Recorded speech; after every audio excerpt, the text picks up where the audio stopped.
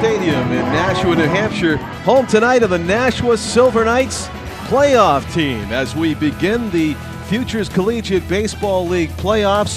Hello, everybody. I'm John Collins along with Tom King. It is an ideal night for baseball and for a playoff game on $1 beer night here at historic Holman Stadium. Tom, the parking lot is just about full. Well, when things go well, things go well, and that's the way it's been for this franchise since it really picked up steam after the high school season ended probably in mid to late June. And this is going to be I always thought after maybe I would say the first week in July that these were the two best teams in the league. Because Torrington had the pitching and Nashua had the combination of the hitting and the pitching and the defense. So it's going to be an excellent series. I think it's going to be a low-scoring series, and may the best team win. I think Eric Perrault. I'll tell you what, Nashua is really going to need a win here from Perrault because they don't have the number 2 guy, Jeff Fisher, in their lineup for tomorrow night's game. He's a scratch because of a bad back. They have to go with the newcomer, Lamar Ray. And Ray has been 2-0 with an ERA under 2, so that's not too bad. But that takes away the possibility of having Ray go in the third game. And it also puts Alec Moraney in the spotlight, the Nashua North, former Nashua North pitcher, because he would be probably the starter for Game 3 if he's available to pitch in Game 3, if there is a Game 3 needed. Is Alec okay with pitching against the Titans? I know, that's Torrington? true, exactly. A former Titan goes against the Titans, I know it. Yeah. The images you see right there, Tim O'Neill, our cameraman on Nashua ETV. Our executive producer, Pete Johnson, is here as well in this live broadcast here at historic Holman Stadium in Nashua. One of the effects of doing a game here in August is that the shadows start out very far out into the infield. I remember doing a game with you here earlier in the season, Tom, where it was the sunshine was behind home plate at this time of the evening, which is just a few minutes before game time here at 7 o'clock.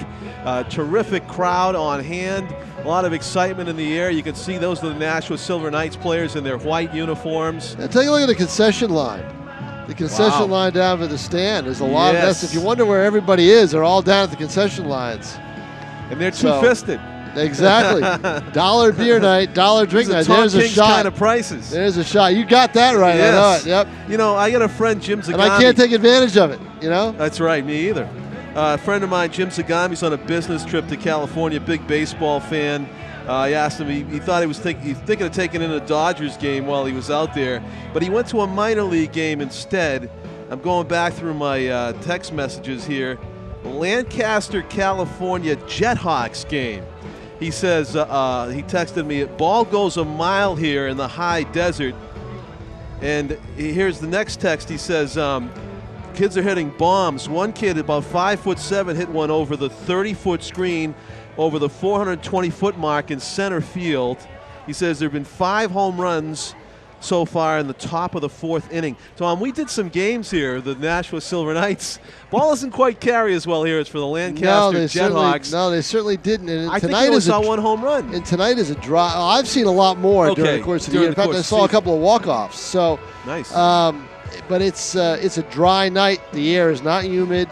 It's a beautiful night, so the ball may not carry as much. And I don't think you're going to see too many balls leave the yard against this kind of pitching. Well, you were predicting a low-scoring game. Well, Gavin McCullough comes in, the righty for Torrington, comes in with an ERA of 1.24. Now, he fattened that up a lot against Seacoast, which only won 8 games this year. But at the same time, McCullough's, as Mike Chambers said, Nashua did not face McCullough during the season.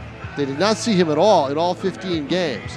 So as you watch, I believe is that Perrault? Eric Perrault. That's Perrault warming up without the benefit of a mound. The Nashua lefty that's covered out there. Interesting. The mound is covered, which is interesting. Perrault going on level ground right now. Well, so I don't know what the story is with that. Maybe he doesn't want the sun in his eyes out there. Could be. Yeah. Could be. If you pull that cover off, as Tim expands there. You can see if you were a pitcher standing there, sun would be right in your eyes. So maybe he doesn't want to deal with that right now, this time of the evening. These youngsters, they've come to know their home field very well over the course of the season. And, of course, they want it to continue as long as they can, milk this experience, and they can do that by winning some ball games here at historic Holman Stadium. It is just a few minutes before game time here. John Collins with Tom King and Tim O'Neill on camera on Nashua ETV. Thank you for bringing us these games all season long. Tim, I got a little assignment for you. There's a table right behind home plate, right in front of the Silver Knights logo, and it's got 6 statues looking like it's kind of like busts on it. Maybe some sort of a prize, Tom. Maybe you know about this. Now, it'll be the league awards, I believe. League awards. Yep. And they'll be announced. Regular season awards. I think pitcher of the year, player of the year. Oh yeah, they look like baseballs, maybe in a glove. Rob Zinsmeister. Hardware. The Zinsmeister. Your favorite opposing player. He's going to win one. He's the player of the year in the league, from what I understand. Well, I can see him right there at the top of the home run category. 13 homers for the. No, he had 9. He's second. Matos for the Sharks was first with 13. Oh, Matos, who we saw drill at third base coach. I was telling my buddy Doug Flutie about that at my baseball game, and he was cringing in sympathy. We missed the Monkey Boy drill. Now, I wanted to ask you about that. I didn't see that. I haven't seen the video yet. These 2 players at the top of the home run standings, Jeremy Matos and Rob Zinsmeister, home run kings of the league. Now, it was a Martha's Vineyard player, Tom. Do you have the details? No, I don't have all the details. I mean, we ran a story, but I don't have all I wasn't here for it, so I haven't talked to Chris Ames. So interesting. He was tackled. Short. He was tackled by a bare-chested player coming out of the dugout, firing out. You can watch it on the internet. I haven't seen it yet. But, it's on the internet. It is. It's on YouTube, I believe. Yep. Poor Monkey Boy. Yeah, I know. Chris Ames. Was he concussed? No, he was fine, I guess. He was fine afterwards. Oh, he was fine? He was fine afterwards. I heard he was injured. I guess he was a little shaken up at first, but I mean, fine after the fact. It sounded like it was a hostile move because I heard that the player was thrown off the team. He was thrown off the team. Well, I guess when you do that kind of an act, you've got to let both teams know what's going to happen. And even the Silver Knights front office admitted to me before Monkey Boy came up, they'd never seen his act before. So you got to kind of when we were used to see him in the Atlantic League and a couple of Can-Am League appearances, they knew the deal, they knew the drill. So we'll see. But this is this is the atmosphere we have. It's playoff atmosphere. Holman Stadium hasn't seen summertime. Minor league franchise type, though this isn't minor league, playoff type atmosphere since 2007 when the National Pride won the Can-Am League championship. That special 2000 season that Tom talks about, a lot of excitement surrounding that. Of course, Chris Ames, who's down on the field. Not Chris Ames.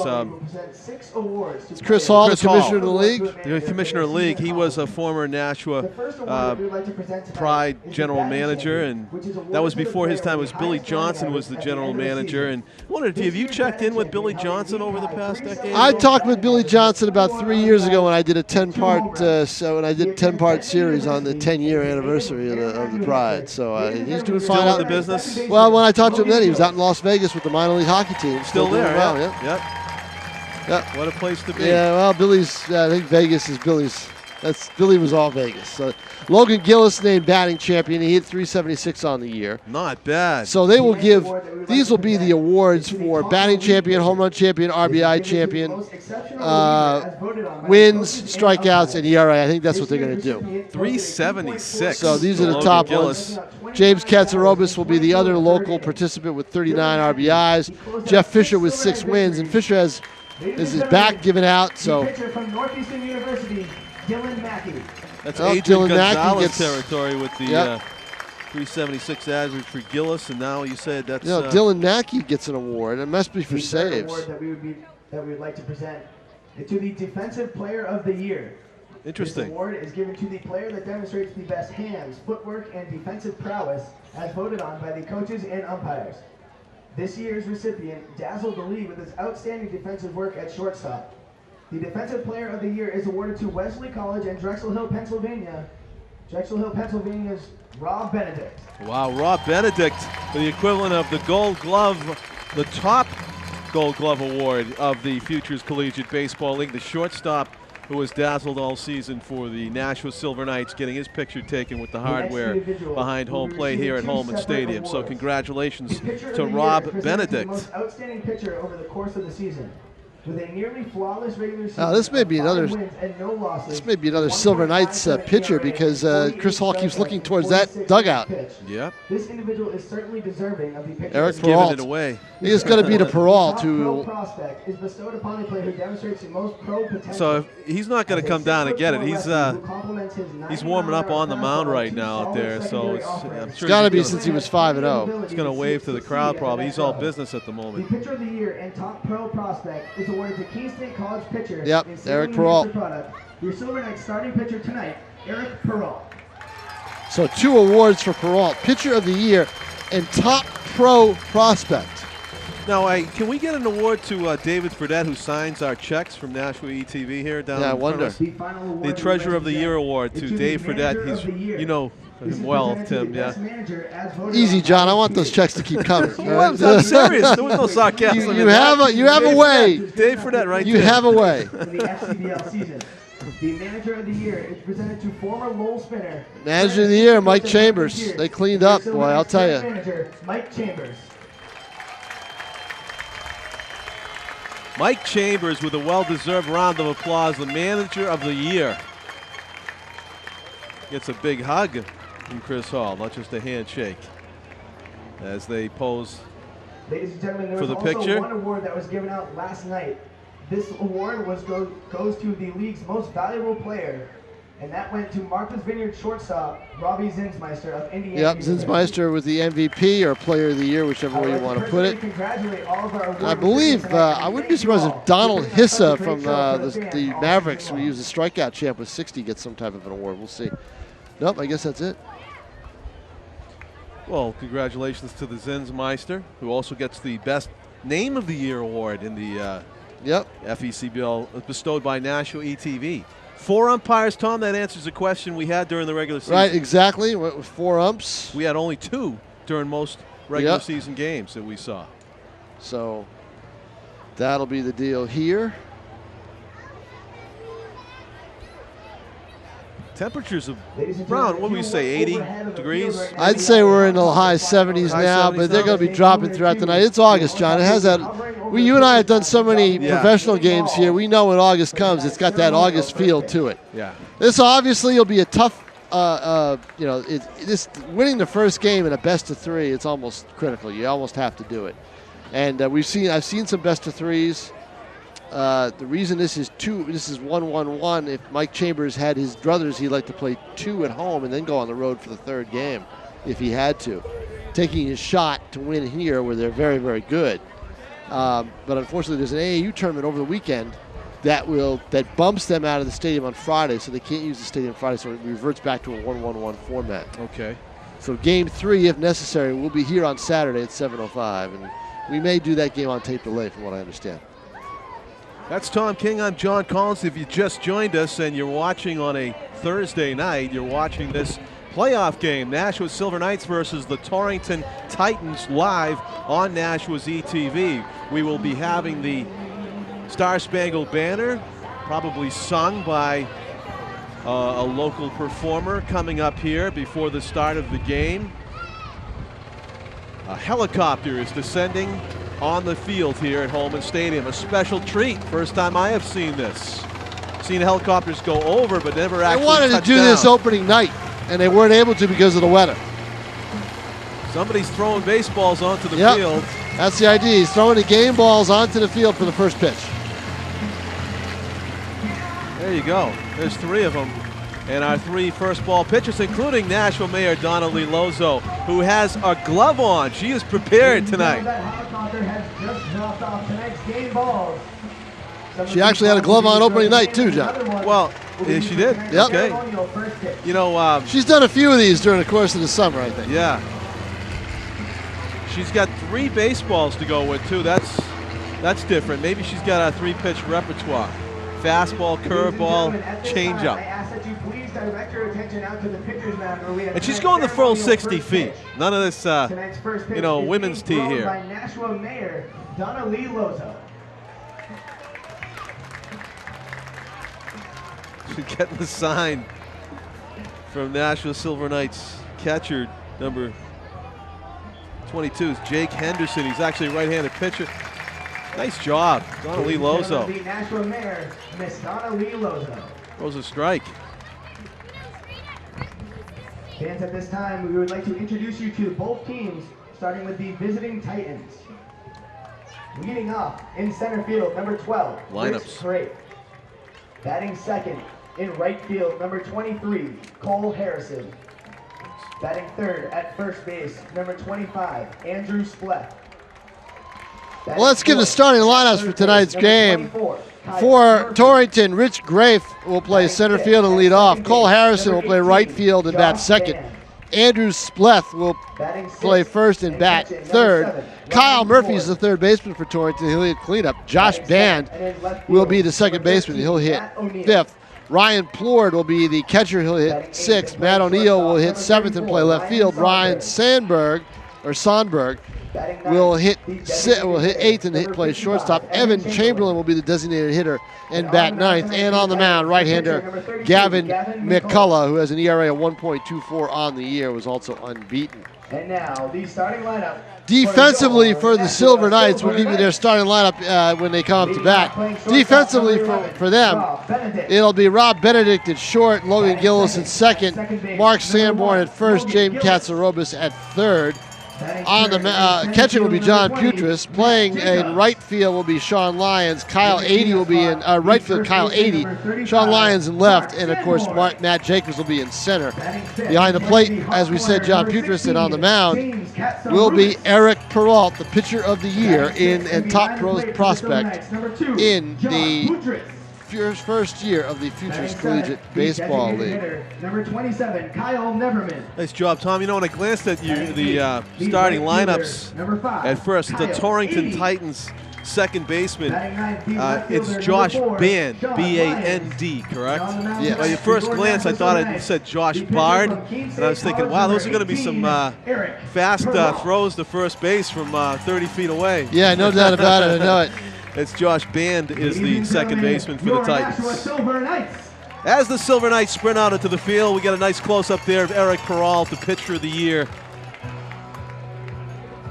He's going to be joined by big first baseman Mark Sanborn for the national anthem. Time, I ask that you please rise and remove your caps as we honor our great nation with the singing of the national anthem, brought to you tonight by Sue Finnegan.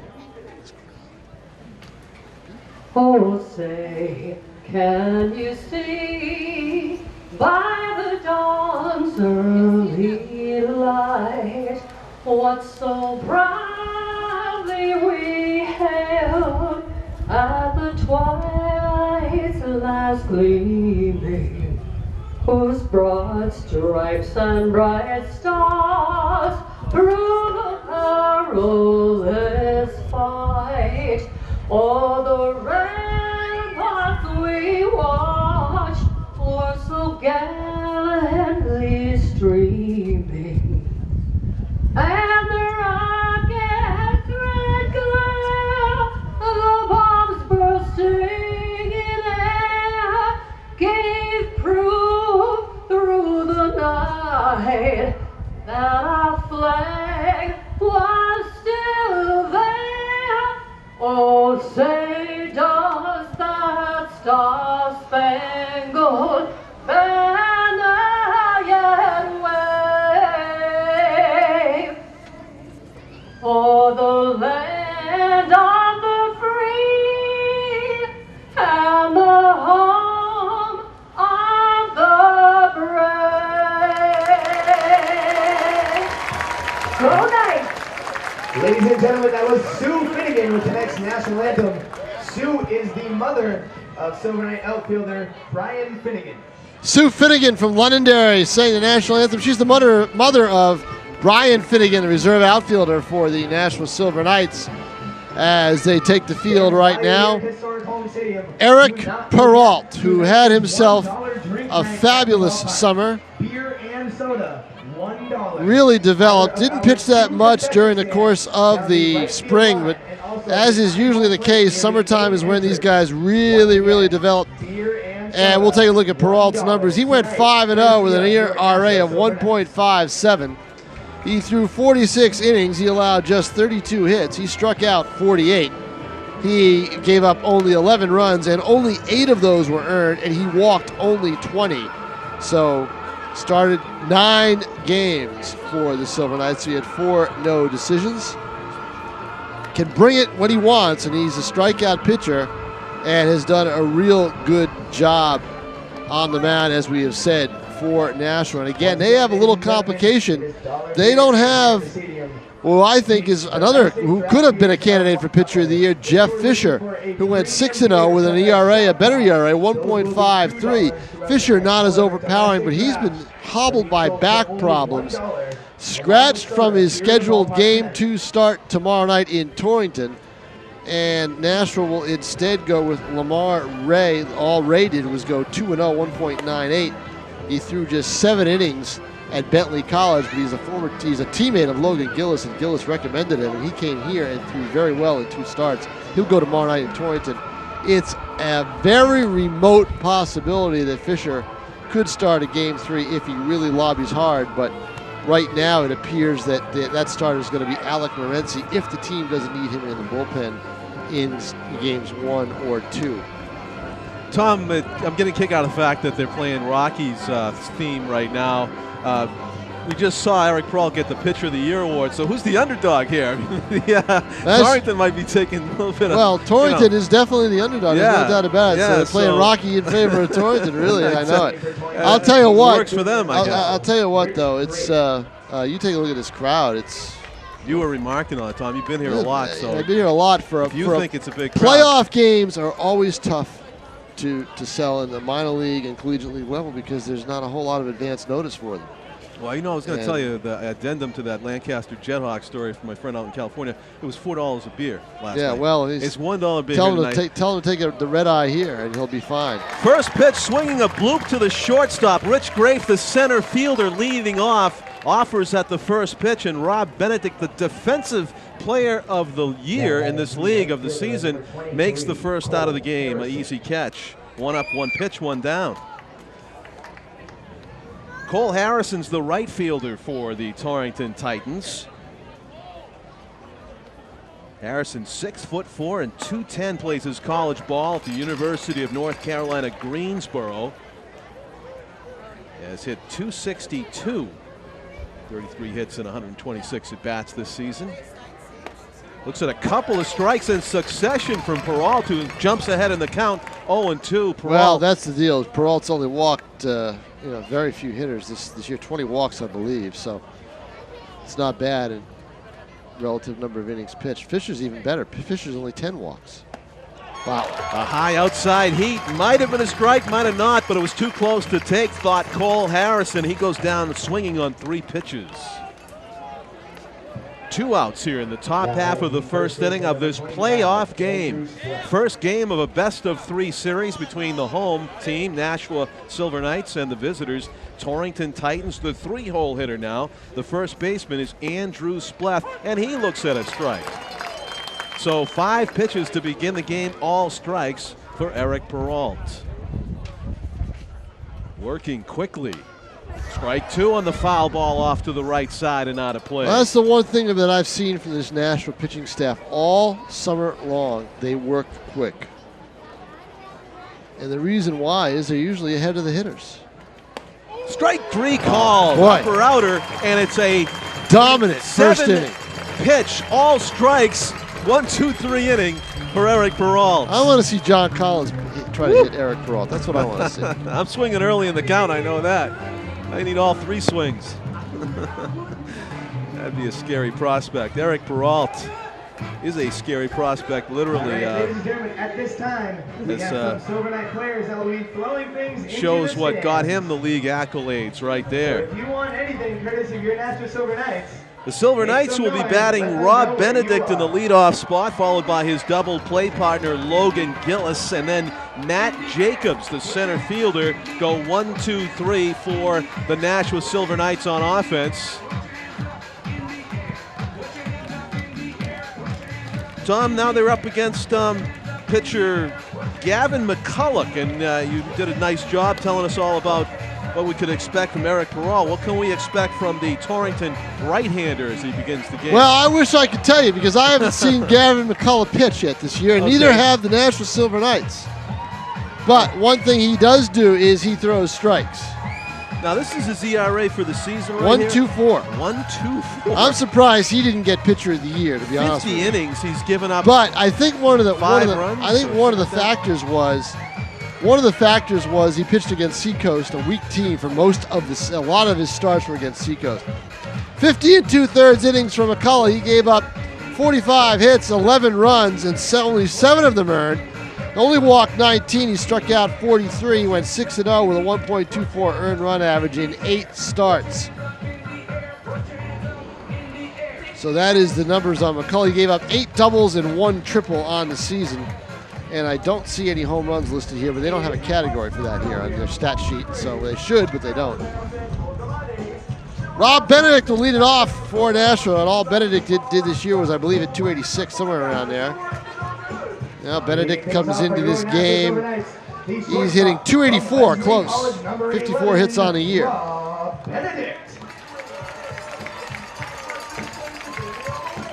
But a solid defensive shortstop. 54, no homers, 17 RBIs. And if he gets on base, expect him to run. He stole 15 bases this year. Gavin McCulloch, who pitched for Fairfield University, he's a junior there, picks up where Eric Perrault left off, and that is throwing strikes as he throws strike 1 to Benedict. Strike 2, we have yet to see a ball in this game. It's 0-2. That's just Benedict. it. Combined the two pitchers, I think, 28 walks or something like that all year long. And working quickly as well. Just missed that outside corner. That was a tough pitch to take after all the strikes we've seen tonight. It's 1-2 on Benedict. Yeah, to Benedict's credit, he did take it because I think that was tailing away. Topped. Back to the pitcher. Sprinting and underhanding it to the first baseman. Now Benedict, very smart. You can see what he does. He doesn't throw awfully hard. Off-speed stuff. He got Benedict off balance. If Benedict had waited on that pitch, he could have lined it to left field, but instead he jumped at it and ends up tapping weakly back to the mound. I'm telling you, hits and runs are going to be at a premium in this game. This is the best pitching matchup we're going to see all year long. Logan Gillis won the Silver Slugger Award here in the Futures Collegiate Baseball League with a .376 average. Picked up the trophy before the game. Looks at ball 1 low. 1 out here, nobody on in the bottom of the first inning. No score in this playoff game. Hit hard to center, but it's going to hang up there, and it's gloved rather easily by the center fielder, Rich Grafe. 2 outs in the first. You could make an argument that Gillis would be an ideal leadoff man just because of the way he's been able to get on base, although he wasn't able to get on base that time. Yeah, when you have a .376 average, 62, 62 hits and 35 walks and hit by pitch 3 times. Oh, so the on-base percentage has got to be up over 4. It's got to be up over 4. Yeah. Matt Jacobs hits in the 3 spot for the Silver Knights. Fans are still coming into this stadium. This is amazing. Well, you just talked about the excitement, and we're live, so that's helping the gate, I think. Right? Catch the game. You're not far away here in Nashua. Yeah, you might as well come out. Pop up. Right side. Is it playable? Andrew Spleth trying to find the fence. Reaching over. Makes the grab in the edge of his glove. Terrific defensive play by the Torrington Titans first baseman. That's a case where it helped to be right-handed, Tom, as he extended without having to turn around right over the fence. Good point, John. I lost that ball up in the blue background. The sky, it's a milky time. Well, it's not a milky sky, but it's not a bright blue sky because we're in the evening. And I lost track of that ball, but Spleth didn't. He was right there. You could watch his body language. He knew he had a real good shot at it all the way, and leans over and makes that DJ Boston type catch that we talked about. Yeah. So DJ would have had to make that catch with his right hand because that's where the hand that he wore the glove on as a left-handed first baseman. But we saw him make some backhanded plays over that fence facing home plate. And we've already had a defensive gem here after 1 inning of play. It's 3 up, 3 down. I'll put a little star next to that pop out to the first baseman by Matt Jacobs before we go along to the 2nd inning. One of the staples of the Nashua Silver Knights is in between inning entertainment. If you've gone to Lowell Spinners games, you know somewhat what to expect here. The Spinners, of course, operating the Nashua Silver Knights and sharing a lot of the ideas. Look at that distance on that slingshot. It's going to go up in the 5th row. Get a t-shirt. Get a t-shirt. It's mine. Here it comes. I guess it's coming behind home plate. This looks pretty good for just to our right. Oh, actually a lot to our right.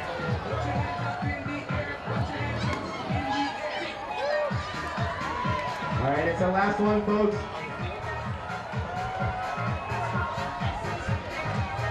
Here comes near the cameraman, Tim O'Neill, and it's going to go right into the lap of a gentleman just down to our left, as you can see right there. On the slingshot. Now batting for Torrington, the 3rd baseman, number 24, Kyle Murphy.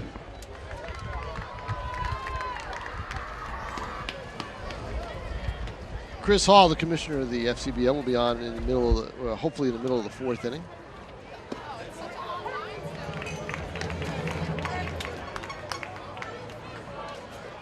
As Kyle Murphy digs in, 3rd baseman for Torrington. Murphy, 205 hitter.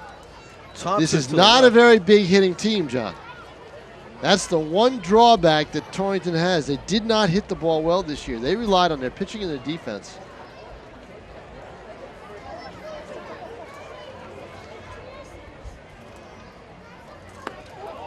Swing and a miss, strike 3. Perrault.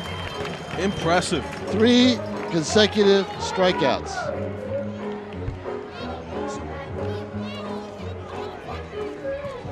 Now batting the 2nd baseman, number 18, Josh Band.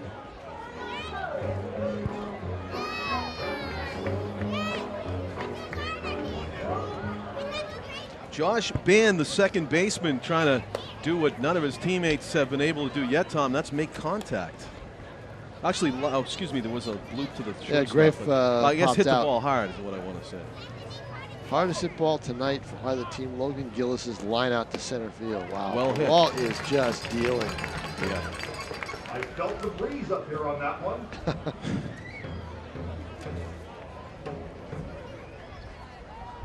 The 1-1 is sky to the left, but right in his tracks out there, Sean Lyons makes an easy catch. 2 up, 2 down in the top of the 2nd. Runs will be at a premium tonight, no doubt about it.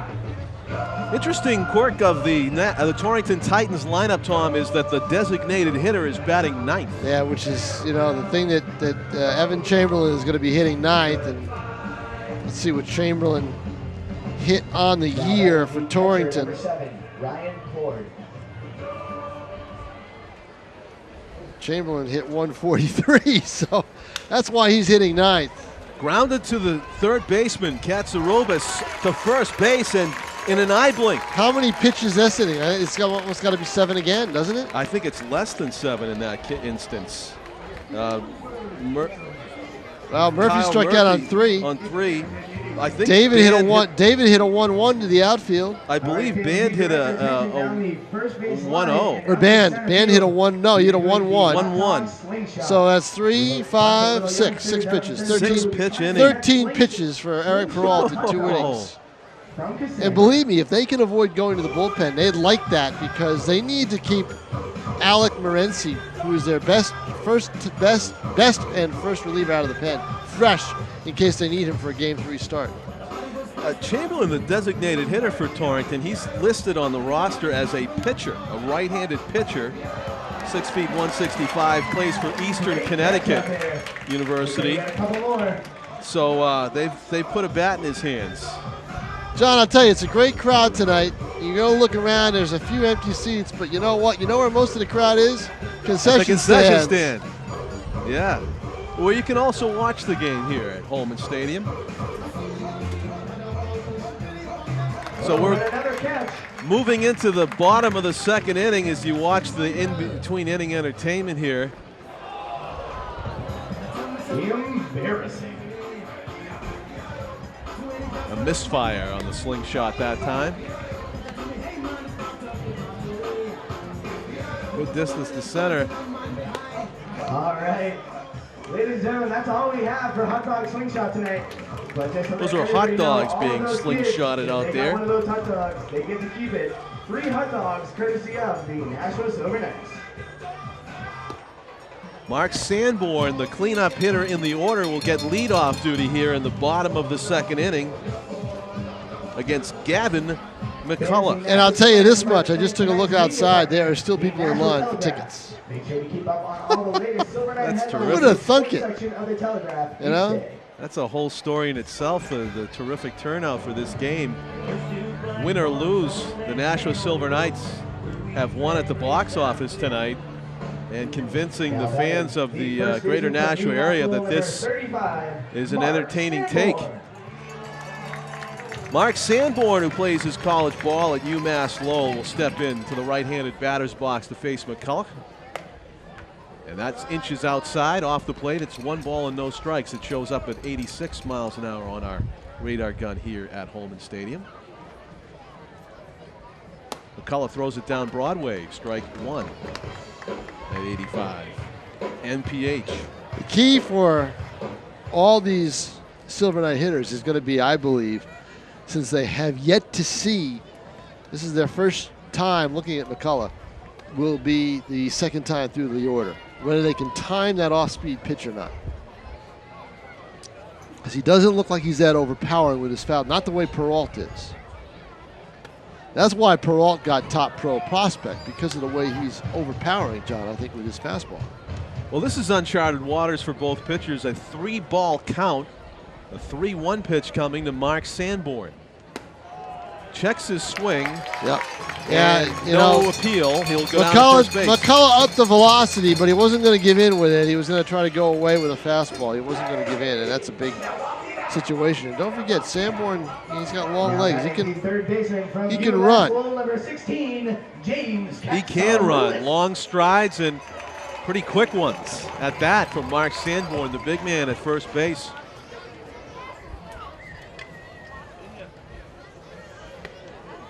Backing away from an up and in fastball there was James Katsarubis. Stole 3 bases on the year.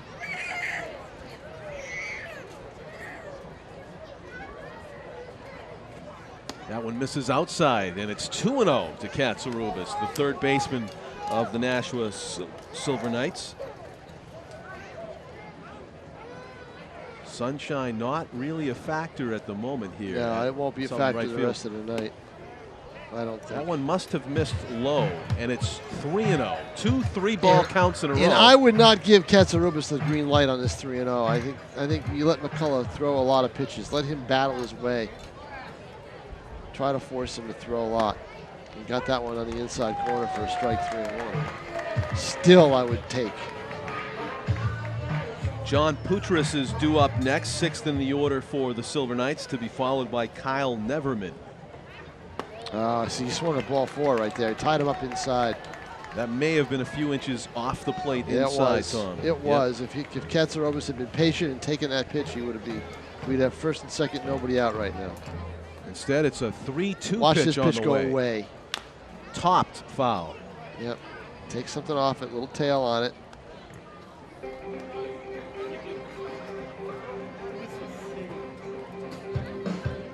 Be interesting to see if Coach Chambers turns Sanborn loose here, as Katsarubis looks like he's going to get a bat on it at least. No, Ball away. 4. So even though he got 2 strikes on him, Katsarubis accomplished his feat. He forces McCullough to throw a lot of pitches. First and second, nobody out. John Putras will be the hitter, and now the pitching coach is coming out for Torrington. Yeah, he must have saw something he didn't Forrest like. Irwin, the pitching coach, will come out and talk. Greg Hunt is the head coach. Greg Hunt, one of the older coaches in this league. Let's take a listen. How you doing, that big guy? I'll be making the 3.5-hour lovely bus ride trip to Torrington tomorrow. You want a soda? Game 2. Looking forward to it. I'm not looking forward to the bus ride. Although I have to thank the Silver Knights for Inviting you? allowing me to Yeah. have a seat on their bus. That is a little snippet of what is happening on the mound right now, courtesy of a hidden microphone. So what do you do? brought to You get by on your the internet Nashua Silver or Knights. Well, I've sleep? got a 3G for my computer, so I should be able to get on it one way or Yeah. the other. Torrington's a stadium atmosphere. I don't know what the facilities are like. Find out. Read a Can't be any book? worse than Martha's Vineyard. I was sitting on a card table behind home plate behind the fence Wow. with a tent over us to try to keep the glare and the heat out. The sun. John Futures is going to bunt. Oh, tough play. They Throw got to one at third in Yep. time, in Yeah, plenty not of a time good, at not that. a good bunt by Futures.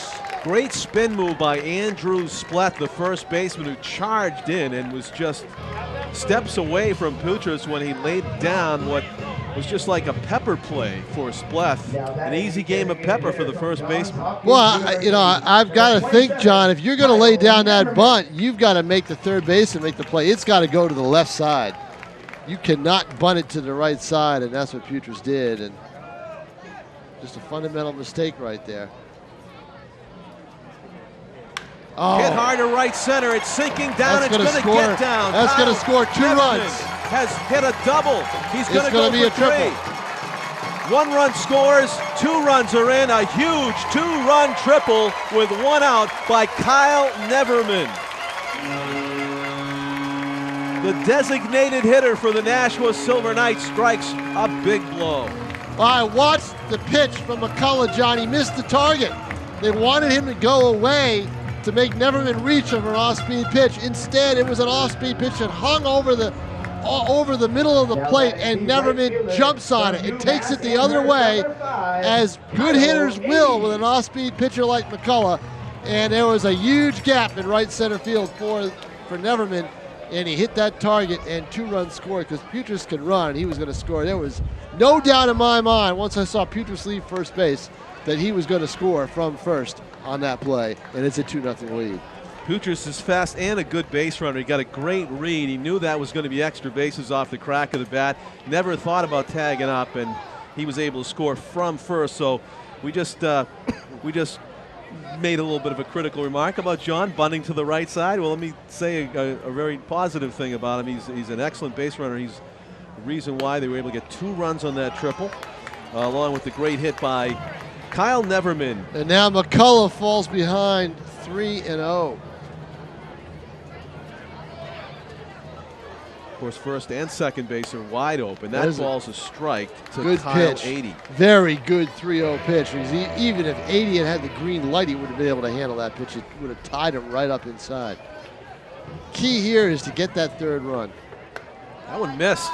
And it'll be first and third with 1 out for Sean Lyons. The Silver Knights left fielder is batting 9th in the order with a chance to do more damage here. Already leading 2-0. The Silver Knights just need a fly ball or to stay out of the double play to get that 3rd run in, as the middle infield's back. Even the third baseman's sort of back there at third base. It'd be tough for him to throw out somebody in a slow hit ground ball. Let's see what Kyle 80 can do here.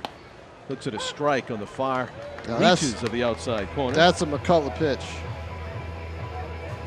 McCullough with 3 walks in the inning and has given up a triple. Good fastball there up and away, and he's ahead in the count 0-2 on Kyle 80. This is a potent Nashua Silver Knights offense, and they've shown why here in the bottom of the 2nd inning, jumping out to a 2-0 lead and threatening to get some more. Fouled off to the left. 80 spoiling Sean Lyons, excuse me, is the batter. 80 walk. Sean Lyons spoiling what looked like could be a strike in the zone there on 0-2. Coming right after him was Gavin McCullough. Big 0-2 coming up. Misses up and away. Base pitch. 1 out, 1st and 3rd. Bottom 2nd, 2-0 already in favor of the Silver Knights over Torrington. Game 1 here on Nashua's ETV of the Futures Collegiate League Baseball Championship Series. And of course, being that there are only 4 teams in the league and 2 making the playoffs, this is, as Tom said, the championship series. This and it is could it. come to a conclusion. But I'll tell you how it all worked out in a second. We'll watch this pitch. Jackknifing And away a from tough strike call, 3. third strike. Wow.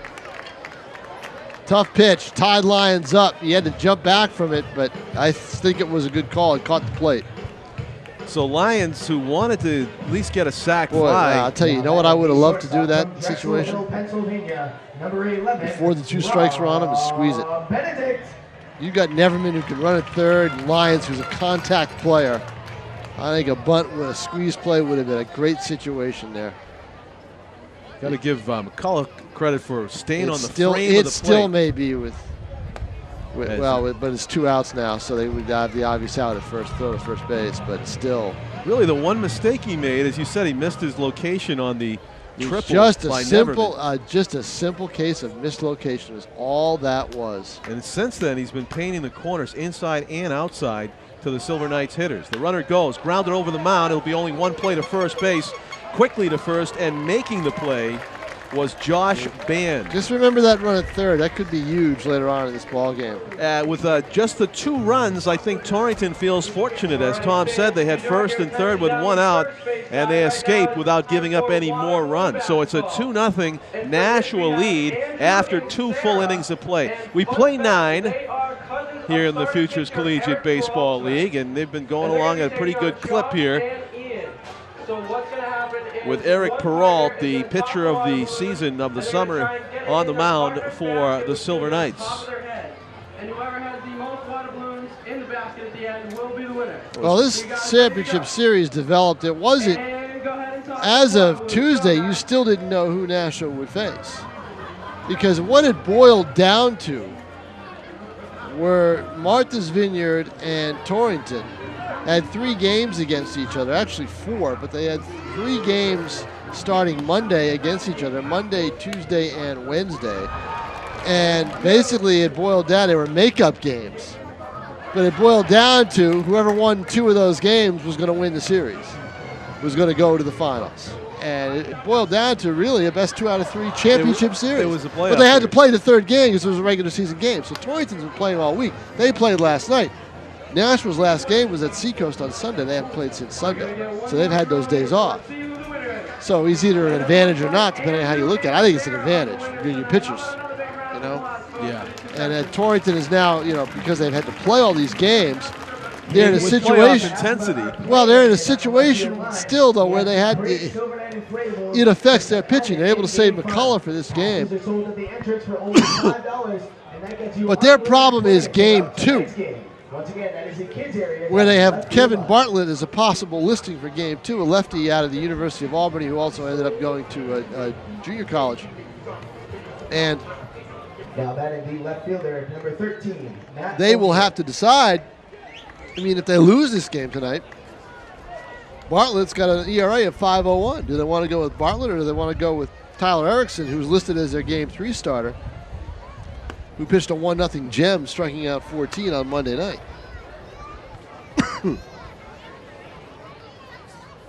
Go with him on 3 days rest. Eric Perrault slings a couple of fastballs down and in and missing the zone. 2 balls and no strikes on Matt O'Neill, the Torrington Titans left fielder, batting leadoff here in the top of the 3rd. His team trailing by 2 runs, fouls the 2-0 pitch to the screen, so a little bit of respect there for Perrault, not expecting he's going to get a walk anytime soon. He goes after the 2-0. Perrault misses, though, with the 2-1 fastball, and it's another hitter's count for Matt O'Neill. 3-1. And we haven't seen any hitter's counts for this Torrington team all night after the first 2 innings, and that's going to be ball 4. So walks have played a part in this game. 2 walks for Torrington, by Torrington pitching by McCullough in the previous inning, and then it leads to 2 runs. So Perrault hopes he doesn't have the same effect. Did you get? You had four walks in the last inning. McCullough only had 2, didn't he?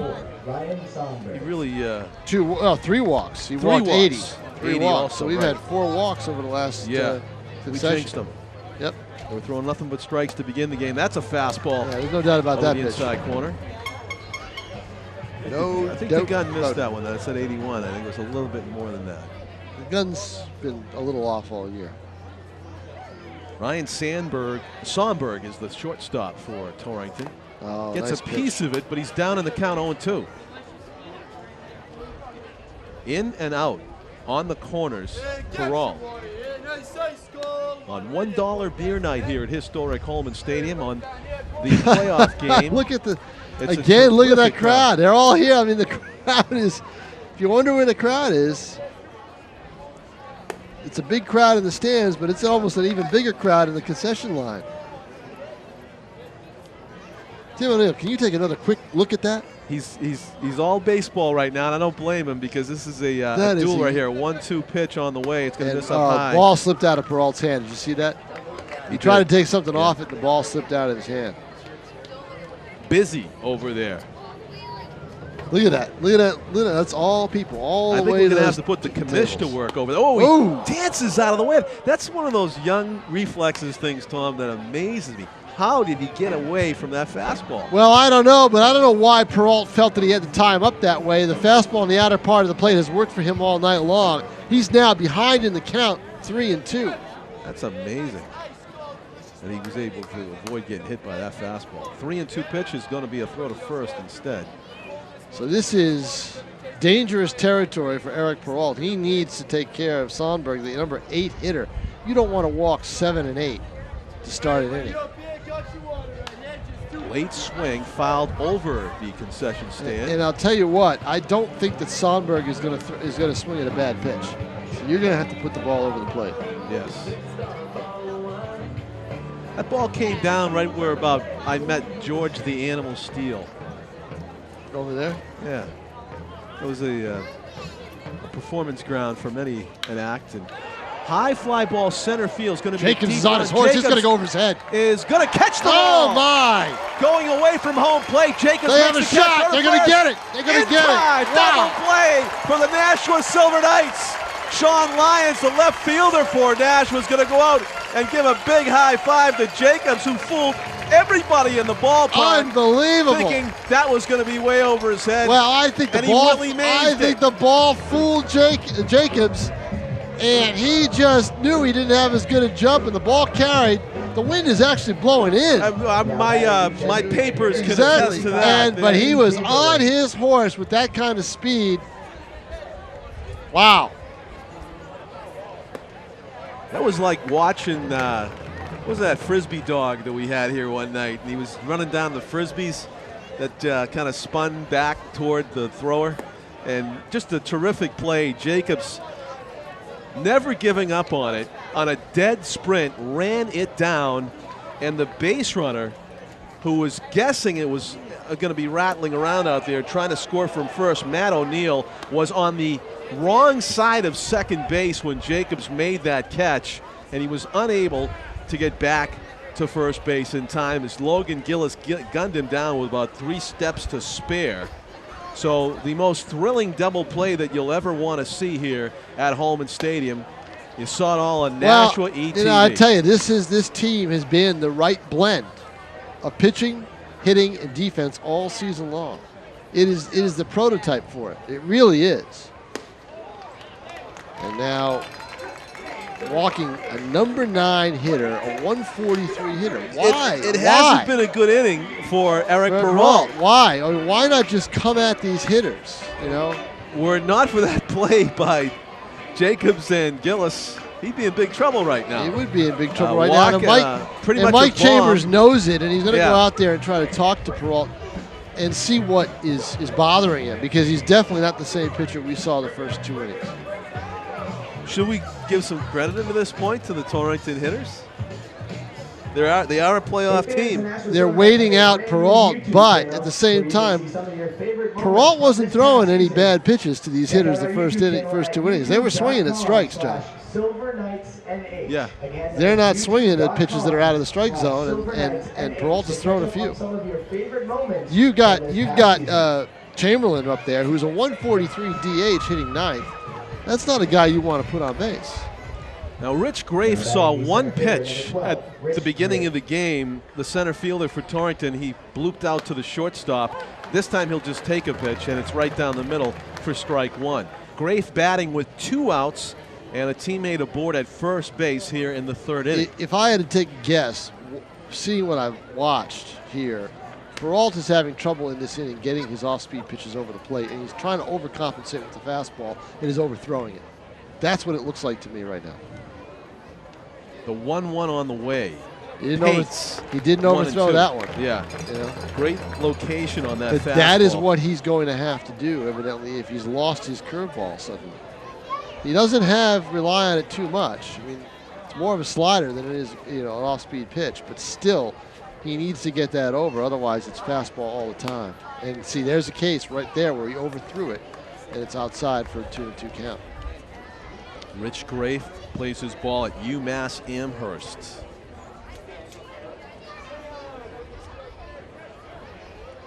Curveball top toward first. Sanborn's going to glove it, a step into foul territory, and it will stay 2 balls and 2 strikes. And when he tries to throw that curve or that eephus pitch, it almost looks like an eephus pitch. It comes in high and it does not hit the strike zone. Grafe is on him. He was on him to get contact, soft contact, but contact the other way his first time up. I expect him to try to go the other way as well this time. Doesn't get it. He chased out of the zone. The high fastball became Eric Perrault's friend on that pitch, and he gets Grafe swinging. It was an adventurous inning for Eric Perrault and his adventuresome inning for the Nashua Silver Knights, highlighted by that double play, fly ball out to center, and cutting down the runner at first base. Terrific job by the Silver Knights defense to keep Torrington scoreless as we go to the bottom of the 3rd inning. 2-0, Nashua leads this championship series opening game, a best-of-3 playoffs. The Silver Knights putting their ace pitcher, Eric Perrault, on the mound to begin the series. As we watch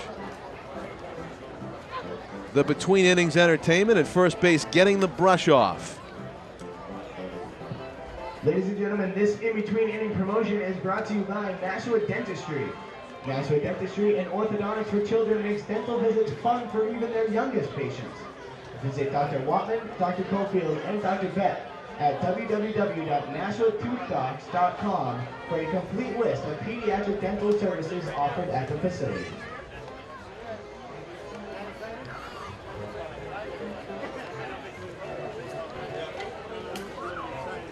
It'll be Logan Gillis, Matt Jacobs, and Mark Sanborn to bat here in the bottom of the 3rd inning for the Nashua Silver Knights. Gillis, who picked up the trophy for the top batting average in the league before the game. Logan Gillis of Merrimack, New Hampshire, who batted .376, lined out hard to the center fielder his first time up. McCullough comes over the top and misses with the fastball low for ball 1. Beautiful night for baseball here at Holman Stadium. John Collins with Tom King. Tim O'Neill on camera. Our executive producer Pete Johnson here also. McCullough misses inside with the fastball, and Gillis is ahead in the count. 2 balls and no strikes.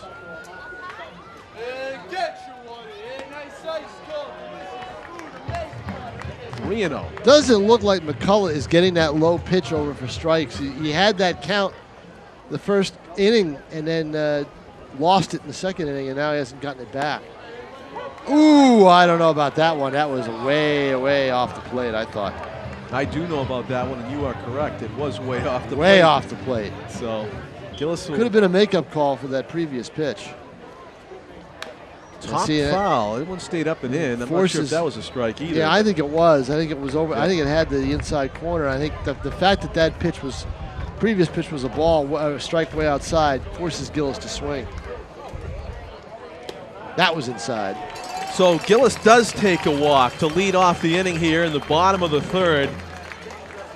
And here comes Matt Jacobs to the plate, who popped up to the first baseman on a terrific play by Andrew Spleth to rob him on a foul ball over the fence for what was the third out of the opening inning for the Silver Knights. So Jacobs trying to generate a rally here. As Gillis with a big lead already before his teammates even in the box. 13 stolen bases with a 2-0 lead, and leadoff man at first. Gillis is definitely a threat to run.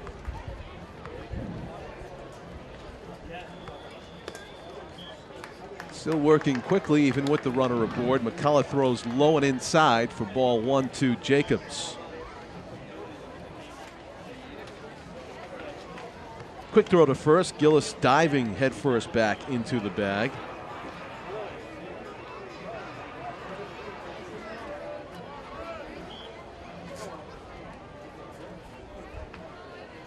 Pitch is fouled back. 1-1 will be the count. Sanborn on deck, nobody out. We're in the bottom of the third inning here at historic Holman Stadium. A terrific turnout for game 1 of this best-of-3 championship series. The home Nashua Silver Knights against the Torrington Titans. I think the 9th inning of that line would still be there in the concession stand. I think it's the best deal I think it'll in New England right now. I think it'll still be there. Oh, my goodness.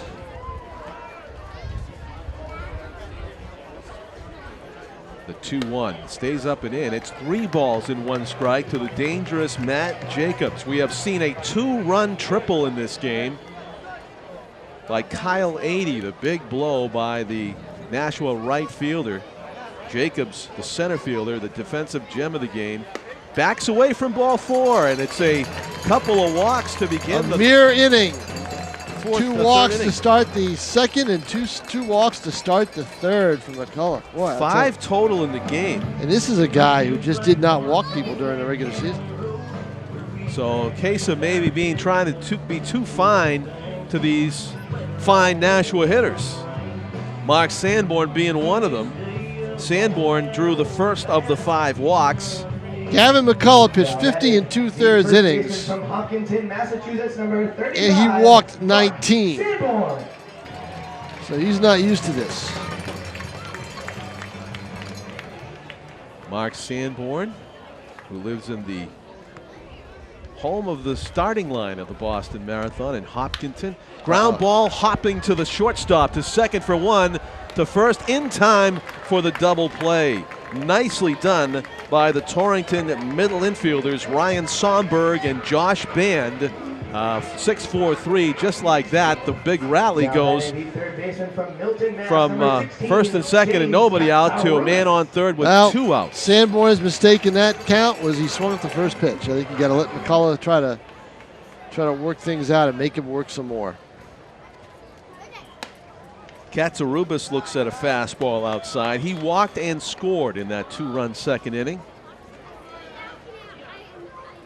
The Silver Knights third baseman awaiting the 1-0 pitch. So another runner at third base with 2 out. And a 2-0 count. That's Logan Gillis. The pitcher is going from the windup, even with the speedy Gillis at third. Pop up right side. It is playable for the right fielder, but he's got a long run and makes the catch in foul territory. Nicely done by Cole Harrison for the third out of the inning. So the Silver Knights threaten, but they do not score in the bottom of the third. Special presentation. On Monday, June 6, 2011, the Futures League, UMass Lowell, the community of Lowell, and the Keenan family experienced a terrible loss when Adam Keenan suddenly passed away.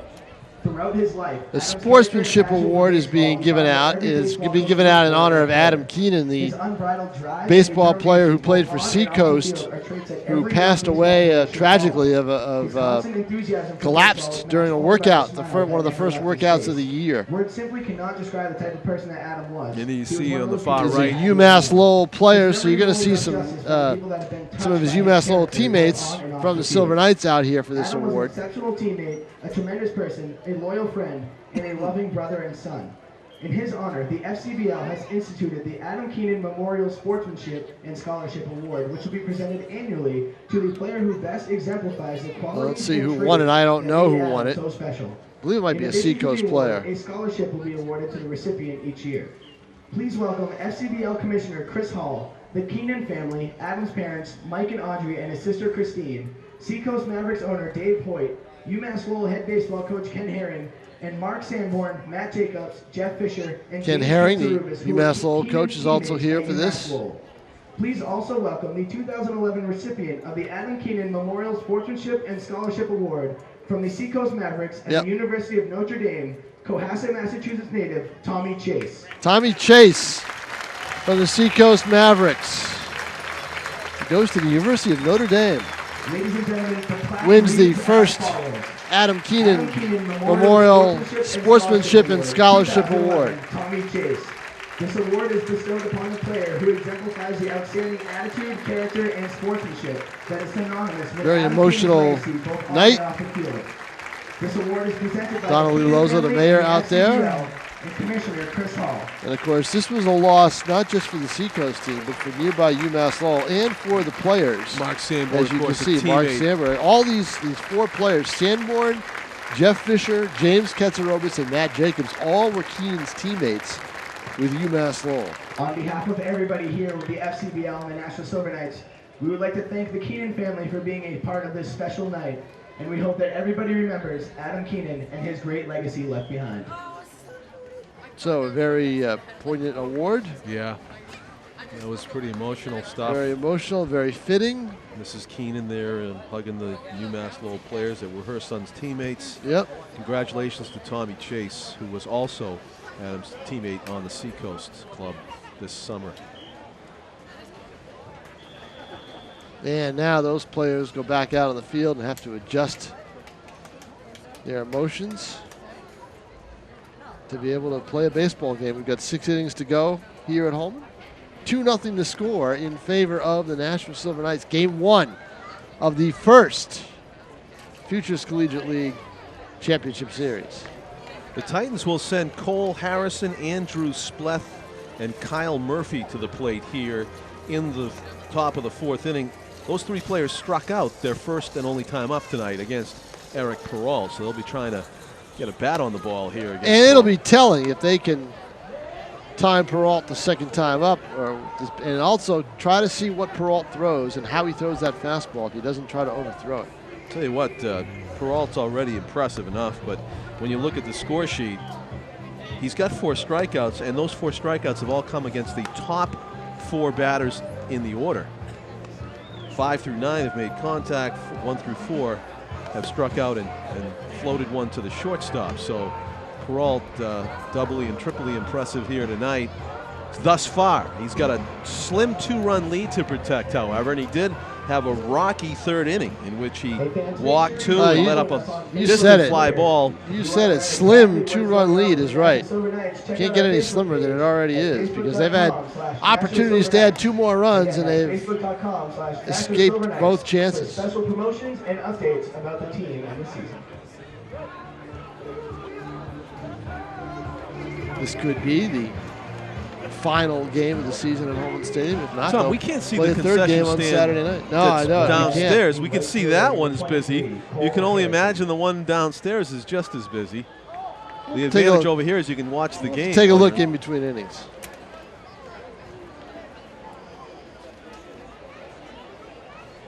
Perrault rocks and delivers a high fastball to Cole Harrison. No, there was nothing fast about that pitch. Oh yeah, you're right. It was a changeup, wasn't it? 68 on the gun, according to the. Here comes the 1-0. He misses with And the see, fastball. there we inside. go. He's not getting the Yep. off-speed stuff over, and he's overcompensating the fastball, which is what he wasn't doing. He should be going fastball first, I think, and then try to come back with the other stuff, because his fastball is overpowering these hitters. And what is your credentials, having seen a million games? Is that it? Well, I've seen enough of Perrault. And I also saw him those first 2 innings. He wasn't fooling anybody. He was blowing it by him. Pretty much did blow that one by Harrison, even though he Fouled it off. got a right. piece of it. He fouled it back. 2-1. He kind of knew that fastball was coming, and still Perrault got it up there in pretty quick fashion. The 2-1 misses. 3-1. Hello, Mayor Lozo, as he walks by. Busy tonight. Yep. Throwing out the first pitch in between inning ceremonies. There's a strike. 3 balls and 2 strikes. Cole Harrison is leading off here in the top of the 4th inning. He calls timeout as he saw Perrault was ready to rock and roll with the payoff pitch. 2-0. Nashua Silver Knights leading this championship series best of 3 game 1. Fouled over the screen. Look out. Didn't hear it hit anything, but it looked like it was labeled for I hope my the computer's still stairway there. just to the right of the press box. Yeah, no doubt about it. We'll do the 3-2 again. A very pleasant early August evening here at historic Holman Stadium.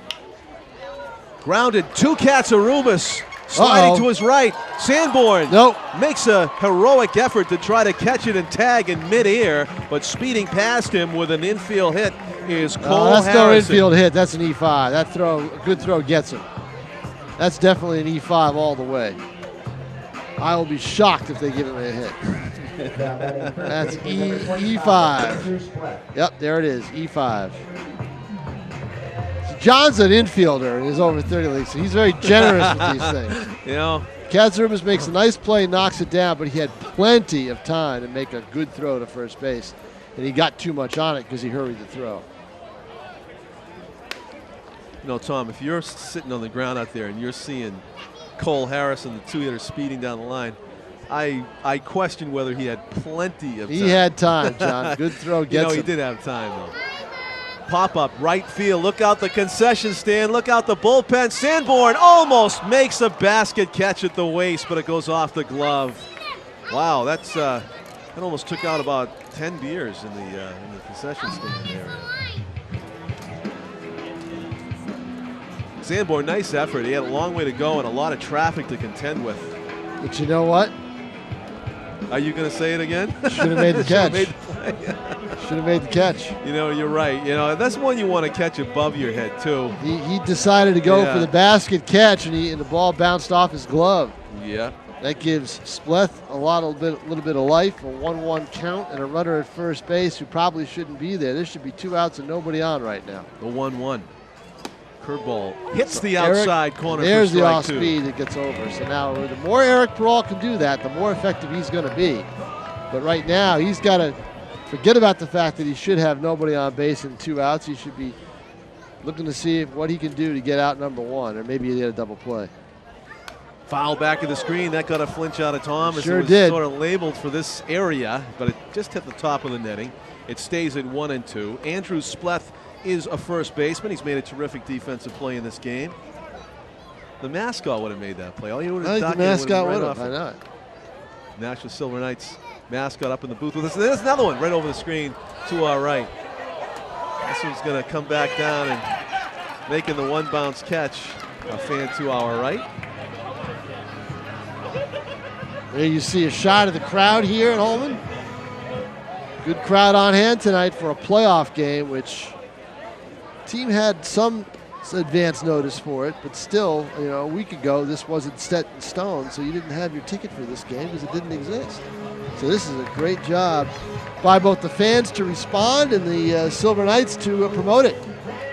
Tell you what, Andrew Spleth is putting on a tough at bat right here, Tom. He's fouled off a lot of difficult pitches, and now he takes one in the dirt. The 2-2 well, almost there hits it him, is. and the runner will get to second base. Perrault overthrowing the fastball, trying to get the strikeout and throw it by Spleth, and time up inside ends up with a wild pitch.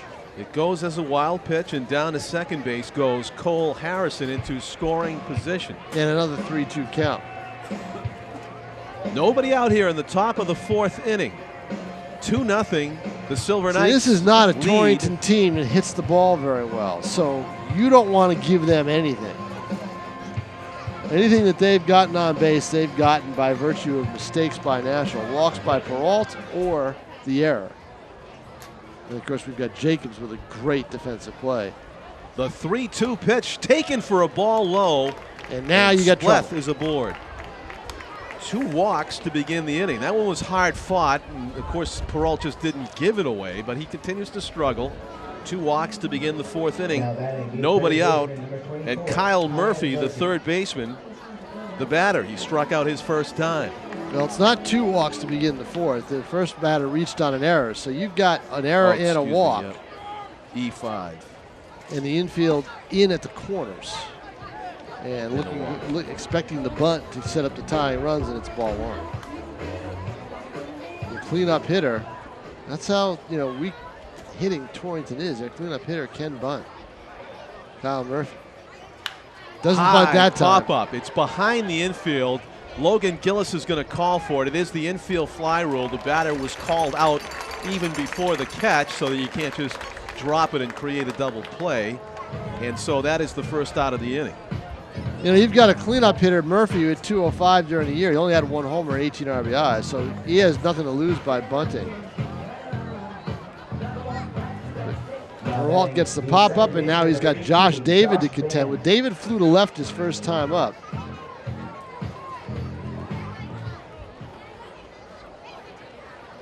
Not Josh David, I can't read my own writing. Josh Band. First Band pitch is one of the swing, he's better going to pop hitters. it up. Katsarubis has a beat on it There and it makes is. the play. Wow. Because you're talking about one of their better hitters right there in Band. So 296 from what I can see here. from 2 on and no out to 2 on and 2 out now on a couple of pop-ups induced by Eric Perrault. And Matt Plord, who grounded out to third, Catcher, number 7. will be the Ryan batter. Ford. Ryan Plord, excuse me. They had one of their better players, their starting shortstop, leave. He went to the University of Pacific. He had to go back home to California. So he left. That was their only 300 hitter.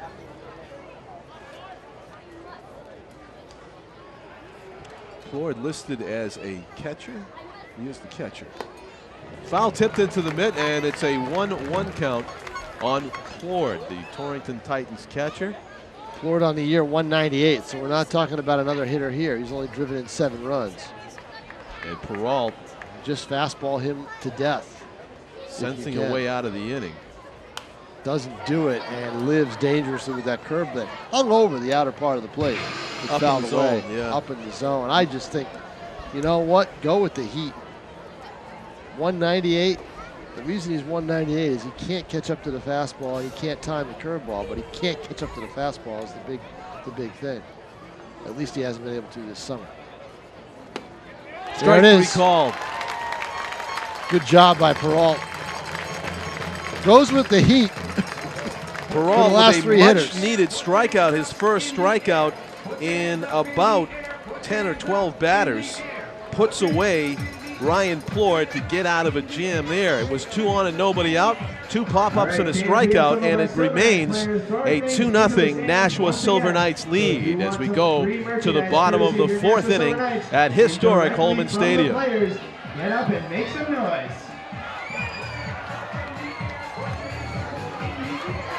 Frisbees are flying here at Oh, you've even got the historic players in Holman a championship series throwing things to the crowd. So that's one of the things that I noticed about this ball club during the course of the summer, once the weather got better and more fans and more kids came out, is these players took to the entertainment part. They did their part to help. You know, because you have to understand, John, we did a lot of pride games over the years, and the players were bitter sometimes. A lot of fans didn't come out. These players here mostly Northeast college players. They play in front of 50 people, maybe 15 people at some of their games. Yeah. They're not used to looking up in the stands and seeing 1,000 people here. They're grateful for 50, 100, 500 people. They're like, wow, you know? Yeah. So that's the difference that you see here, and that's why one of the reasons why this has been such a good fit here for the city of Nashua. Hey fans, Matt Jacobs here. Rob Mo Benedict and Logan Gillis. And we have realized that there's more to life than having ridiculously good hair. So drink up and have some fun. But remember, you drink, you drive, you lose. Hey fans. It'll be John Putris followed by Kyle Neverman and Kyle 80. A 2-Kyle inning for the Nashua Silver Knights. But first, it's John Putris to lead off. John reached on a fielder's choice, an attempted sacrifice bunt his first time up, and then he scored on the 2-run triple by Neverman back in the second inning. We're in the bottom of the fourth, 2-0. Nashua Silver Knights lead it. And just missing, getting hit by that pitch, spinning out of the way of it was Putris. Gavin McCulloch has had control problems since early on in the game. But Nashua hasn't been able to take advantage of it as much as they probably would have liked. Ground ball, a step to the shortstop's right, off his chest and not in time. It will go as an E6 against Ryan Somborg. Really? You're gonna give him an error? I'm going to step out on that limb.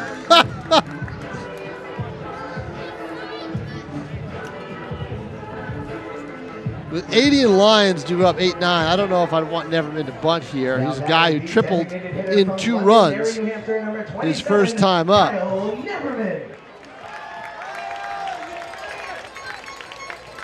Kyle Neverman rocked a triple to right center his first time up. Well, that was 80, excuse me, wasn't it? No, it was Neverman. It was Neverman. Yeah, I don't know. I said, I don't know if I'd want Neverman to bunt since he drove in 2 runs with a triple his first time up. He's got power. Yeah. Got my Kyle's mixed up. I'd probably rather have Putris run than see Neverman drop a square to bunt. Neverman already ahead in the count 2-0. You probably can be sure he won't be bunting in this situation now that he is ahead in the count. So you're on a cool night, cool August night at Holman Stadium. I'd like it about 10 degrees warmer. Yeah. I'd take it 10 degrees warmer. Still summertime. I'll tell you what, McCulloch came dangerously close to that triple slot, the outer third at about the thigh high there. You missed low. It's 3-0. I wouldn't give the green light to Neverman here either. I'd make McCulloch pitch, and he does, and it's a walk, and now Nashua's in the same boat. They've had first and second, nobody out the third inning in a row here at Holman Stadium. So 80 is aboard, and that pushes Putris down at second base. 2 out, 2 on, and nobody out. Massachusetts number 5, Kyle 80. All right, you've got Putris who can run, Neverman who can run. Want to try it? Double steal? Or do you have 80 lay it down for Lions? Let me see what kind of attention they're paying. They're going to lay down the bunt, and they're going to have... One play is the first. Yeah, and it's wide. A run's going to score. It's going to bounce off the fence over there. That's a live ball. 1 run is in. They're going to hold up the runner at third. E1, and it's 3-0. You know, Mike Chambers is a prophet. He said to me early in the week, he said, you know, we've got to get good at-bats against McCulloch. We have to make him work. And a good at-bat, he said, you get a walk, you get an error, and who knows what can happen. Well, we just saw 2 walks and a triple, and then we saw a walk and an error, and another error, and another run. So Kyle 80, who was giving himself up right there for a sacrifice, ends up on second base. And there are no outs here in the 4th inning. 2 men in scoring position, 3 runs already in. And Sean Lyons, the batter, looks at a fastball up and away, ball 1. First base is empty, but on deck awaiting McCulloch are the top of the order, Rob Benedict and Logan Gillis, so no bargain. He wants to get an out here. And so that means Lyons is likely to see a pitch to hit. Ground ball off the back heel of the pitcher. He's going to come home with it. The tag is good for the out. What a great play by McCulloch. On the ground, but he's hurt. I think that hit the bone of his ankle, Yep, folks. he's hurt, and he knows that he's really, really took it hard. I would be surprised if he can't pitch the rest of this game. He took a shot, but he still had this presence of mind to pick the ball up look at and that, Tom. throw. Look at him. He's going to get right back up. He grabbed that glove. He said, did. I don't think He did. You said he's going to come out? He says, give me that glove. Yep. Whoa. He is in pain. You know, that's the amazing thing about the human body, the adrenaline that kicked in there. He just made the play. He stuck his foot into harm's way.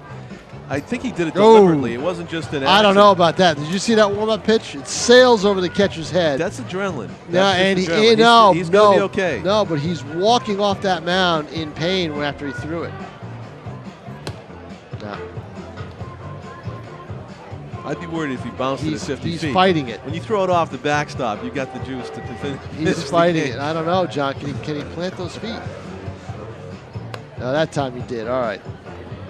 They're going to give him a couple more. If I were them, I'd give him a couple more to see how he plants his feet. As we intently watch his You're not going to pitches. knock Monkey Boy out of the game with one blow, and you're not going to knock Gavin McCullough Did out Monkey of the Boy come back after that? I'm not championship. sure if he came back and performed after that. I'm not sure. I mean, I'm not questioning. I mean, I just don't know. I just don't know. Well, I thought I interpreted what you said, that he trotted off the field. He got up and trotted off the field. He got up and ran off the field. The question is, did he come back on the field? That's the question, right. He got off and waved to the fans and ran off the field after a few moments of hesitation. Well, from what I see after those 3 pitches, I'd let him go. And they're gonna. Greg Hunt is going to let him go. Either of our 2 concession stands, either down the right field line or behind home plate in the main gate. Question is, after an inning in the dugout, will he be able to come back out? So that was a big play, Tom. He stopped what would have been a 2-run single up from the getting middle, into right? Center field, and he got an out at home. Right. He cut down a runner at the plate. So they're only a double play ball away out of getting out of this inning with no more damage, which would be huge for Torrington. But you know what? This is what I squeeze. They had a chance to do it earlier, didn't do it. Benedict takes a fastball up and in, and it's ball 1. I wonder if Chambers is going to call for it. Rob is grounded out in 2 trips tonight. Once to the pitcher and once to the second base. Squeeze in a run. Can they pull it off? No, not that time. Up and in the fastball, the changeup. You know, because his pitches have been up since all his warm-up pitches were up, even though those last 4 were lower than the first 2. Tom, be tough to bunt. No squeeze and no sacrifice. Just rip this pitch to left center. And he he goes to right field. Yep. Base hit, a run scores. Stopping at second. Oh, almost had him off. Yeah, if that throw came directly to second base, he might was have been dead trouble. duck. Yep. But a nice RBI single solidly struck to the opposite field by Rob Benedict to plate the 4th run of the game. Nashua leads it 4-0 here in the bottom of the 4th inning. And the league's leading hitter, Logan Gillis, coming to the plate, is lined hard out to center field and has walked. From Merrimack, New Hampshire, number 1, Logan Gillis.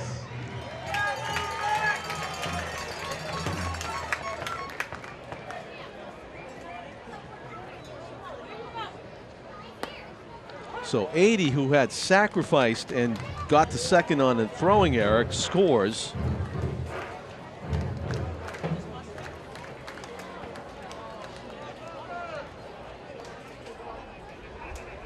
Sean Lyons, who reached on a fielder's choice, stops at second base. Rob Benedict is at first. Still only 1 out, still rally territory for the Nashua Silver Knights with their leading hitter at the plate. Things are looking good for the home crowd, and they are into this game at Holman Stadium. I think they're into the concession stand. Pop-up, foul territory, and plenty Playable. of it for the third baseman who makes the catch. Nice play over there by the Titans. Third sacker, Kyle Murphy. Uncharacteristic of Logan Gillis, doesn't hit the ball hard. He usually hits it hard almost every time up. So that'll bring up Jacobs, who's walked and popped to first. With a chance to drive in a run. 4-0 to score. 4-0 to score in favor of Nashua. Here in the Game 1 of a best 2 out of 3 finals. First ever finals of the Futures Collegiate Baseball League. I'm Tom King, along with John Collins here at a chilly but crowded Holman Stadium today. Just chuckling when you said chilly. We have high standards now. Hey, it is. I see some people with still in New sweatshirts Hampshire, on, you know what I mean? jackets. You know what I mean? People, there's a guy in the first row putting his jacket on. there is. All right, now tell Oh me. my Now tell me gosh. it's not cold out there. What is that? Tell me it's chilly out there. That's what that is. It's 70-something degrees in New Hampshire. You can't I call it chilly. bet it's not 70 during this game right now. It's got to be in the 60s before you saw saying chilly. I bet it's in the 60s out there, John Collins. I'm chilly up here.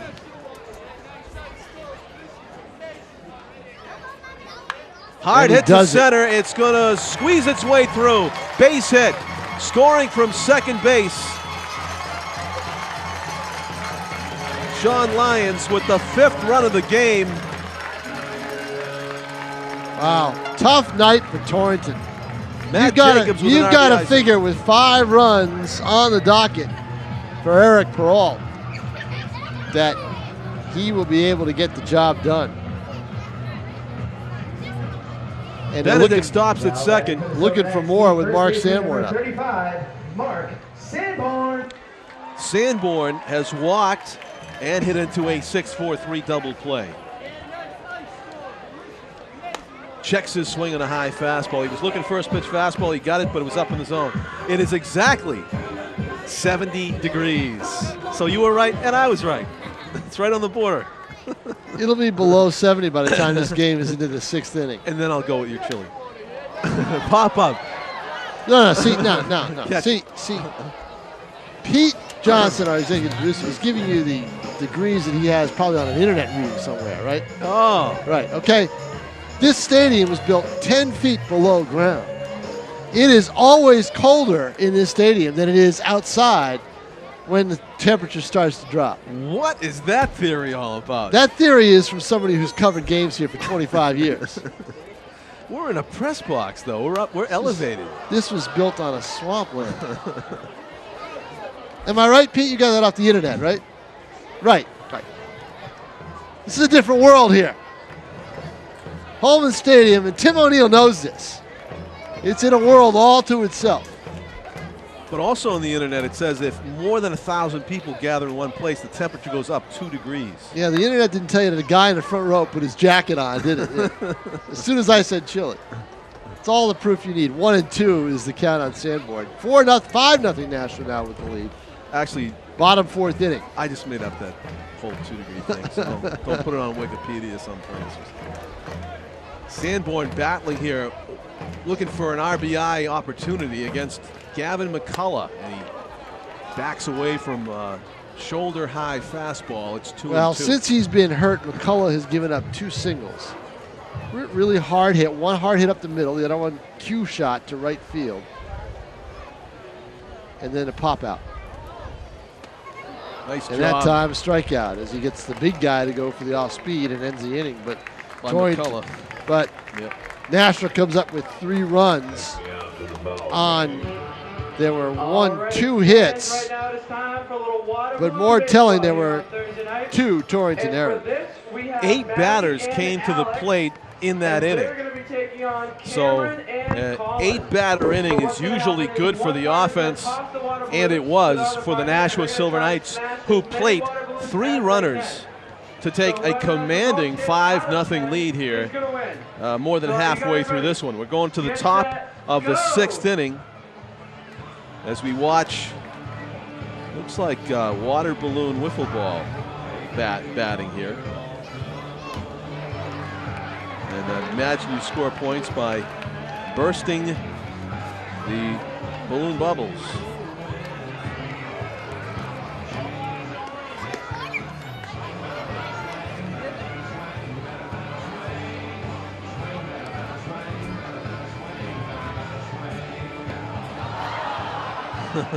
One of the kids just actually got hit by a pitch. Hit by a balloon. So let's see who the winner is going to be. And it looks like Maddie and Alec are the winners tonight. Thank you guys for playing. How about another big round of applause, folks?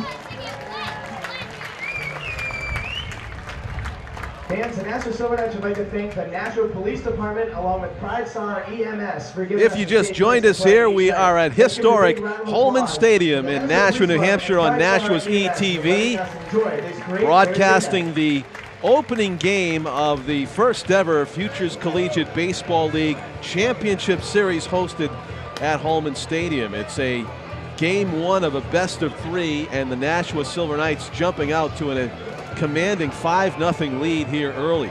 I'm John Collins along with Tom King. Tim O'Neill handling our camera. Our executive producer Pete Johnson is here as well. Left fielder, number 13, Matt O'Neill. This has been a real treat to cover these games at Holman Stadium during the summertime. Nice bridge to the fall sports schedule that we look forward to bringing you here in Nashua. Just around the corner, actually. Eric Perrault, who's been brilliant all season for the Silver Knights, and again so tonight, has struggled a little bit, but you look at the scoreboard, 0 in the runs column as he works to the leadoff batter for the Torrington Titans here in the top of the 6th inning. Blooped.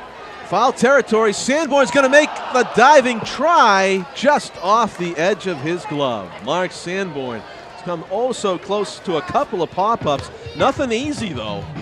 Everything's been out of the easy range. He's had to run great distances in short periods of time to try to make these catches, and he's a little down right now, but the bottom line is Perrault's making it very difficult for any of these Torrington hitters to square anything up, and that will produce pop-ups like that one. Foul tipped into the mitt. For strike 2, Matt O'Neill batting here in the top of the 5th inning. I misspoke by saying 6th. It's top of the 5th inning. Strike 3 called right over the outside corner. A beautiful pitch there by Perrault, who seems to have zeroed right in. You want to grab a headset? Chris Hall, the league commissioner. I was joking a little while ago, Chris, that you might want to join in at the concession stand over there. They look like they could use some help. You know, we didn't have too many nights with the Pride that we had the stands. The concession stands back that much. So now we can't see the one downstairs, but I imagine it's just as busy. Down past the merchandise stand. So they're doing great. They're doing great. Behind home plate. Fastball on the outside corner. Eric Perrault, the pitcher of the year. You handed out the trophy. You've got to just be thrilled about what you see tonight on a lot of different levels. Oh, so many different levels. On the baseball side, you know, you've got a kid like Perrault. Strike 3 called. 2 batters caught looking here to begin the 5th inning. 2 outs.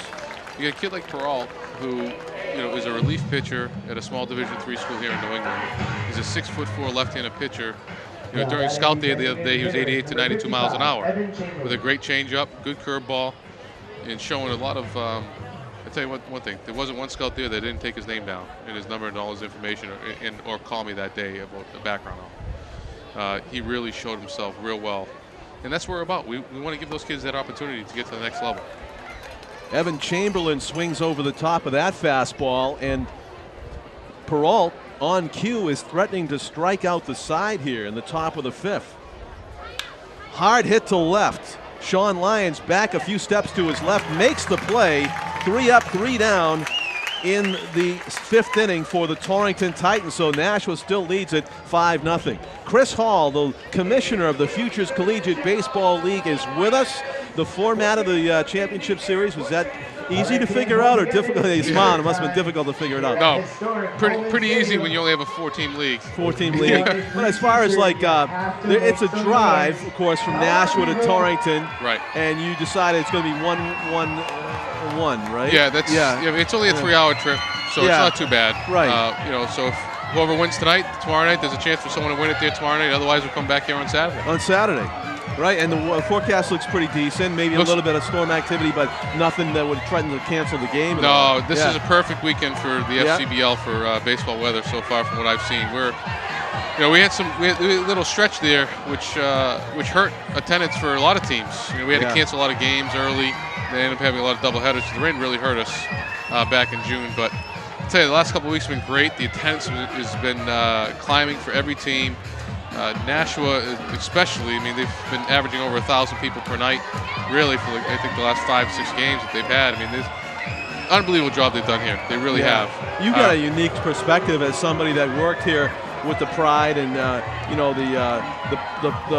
older professional players. These are the younger guys. They're kind of awestruck when they get this many people to come watch them play baseball. But these are good, talented players. They should be proud of it. What have they done? Is it like tremendous word of mouth? Is it the affordable prices, or what have they done to get a crowd like this? I guess the question is, what haven't they done? Okay. I mean, they've in a short period of time. They've done the entertainment, first of all, the music, everything that they do is first class. They don't worry about the baseball side of it, which probably when I was here, one of my biggest downfalls was worrying about the baseball side of it too much. But it's hard not to, because we run a pro team, independent style. James Katsarubis, a sky-high pop-up near the backstop. It's going to hit the backing of a chair in the first row and bounce back onto the field. So, you had Butch Hobson as a manager. These guys were big-time personalities, and you can't just take that lightly. I can totally understand that. Yeah, you're always worried. There's injuries you have to worry about. The salary cap, you have to worry about all this other stuff. Salary cap. The Spinners worry about this right here. Yeah. Putting people in the seats, entertaining fans, making sure, dollar draft night, promotions. Everything they do is great. I mean, and a lot of people in our league are learning from them, which is great. They're a great asset to everybody in the league. The stadium obviously is first class. A little much different than if you go to Martha's Vineyard, which is a high school field that's made up to, but they still had 1,000 people the last couple nights too. So it's great, and that's the neat thing about our league. Every place is a little bit different. James Katsarubis, the Nashua Silver Knights' third baseman, he gets the leadoff duty here in the bottom of the fifth, and he is taken to a 1-2 count against Gavin McCullough. Chopped at the plate. Is it fair or foul? It's a foul ball. We'll come back and do the 1-2 pitch again. Katsarubis, the only batter in Nashua's lineup who didn't come to the plate in that 3-run fourth inning. The league is 4 teams. You mentioned it was pretty easy to decide, like, our 2 teams make the playoffs, and here they are playing off right here, Torrington and Nashua. There is a league expansion plan in the works, though, is there not? Yes, we've already announced our 5th team, which is going to be the Wachusett Dirt Dogs, playing out of Leominster, Fitchburg area. And we're real excited about that owner coming to the league, a gentleman named John Moore. Yeah, Dirt Dogs. Yeah. And John Morrison is a true passion of the game that he has. Great guy in the community. He's run a company there for 20 years. Got 150 people working for him. So he's entrenched in the community, and that's going to be a huge asset to that team. He's already working hard with the mayor. And what's the facility there, Chris? It's they're actually going to do a lot of work. It just came out the other day. It's a place called Doyle Field. It's just an old field that needs a lot of work, to be honest with you. But they're talking about $100,000 worth of work to get that field ready to play for in our league. Wow, that's a nice project. What that bat Katsarubis is putting on here is he making life very difficult for McCullough, the starter for Torrington. This is going to be a bloop to right. It's going to sink fast and get in there for a base hit, and Katsarubis is going to turn it into a hustle double. Great read by the Nashua third baseman. Excellent effort out there in right field by Cole Harrison. You can't fault him for taking a shot, but the ball ricocheted off of his body and trickled into foul territory, and that made it possible for Katsarubis to never slow down and make his way into second base with a leadoff double. So the leadoff man in scoring position for John Putras, the catcher for Nashua, who has scored both times he's come up tonight. He reached on a fielder's choice, he reached on an error, and his teammates batted him in twice to come all the way around to score. John Collins here with Chris Hall, the league commissioner. Ground ball up the middle, and it's the shortstop. Going to take the hop, throw to first, off the glove of the first baseman, Spleth, and that's going to allow a run to score in the back door. Andrew Spleth, who has made a terrific defensive play tonight, just with a mental lapse there on a pretty much a routine throw from Somberg, the shortstop. Somehow he took his eye off it. I don't know if he was thinking about maybe slinging one across the diamond there, Chris, but he took his eye off it, went off the glove, and it's for him, I'm sure he'd tell you, an egregious error to let the 6th run of the game score for Nashua, and still nobody out here in the 6th inning. So a little bit of nerves maybe getting bottom of the 5th, maybe a little bit of nerves in their first playoff game getting to the Torrington team here. They put up a number of errors here. sure this is probably not one of their best defensive efforts of the season. You know, Torrington's had to travel quite a bit in this past week. First pitch swinging, drilling it deep to right. Neverman, it's caught out there by Harrison. He falls down. Will they try to take 2 on the throw? No. It's a tag up and go to third for Futures. So Neverman flies out to deep right. He had a triple and a walk so far tonight. And that'll bring up Kyle 80. Or is it Sean Lyons? Am I down?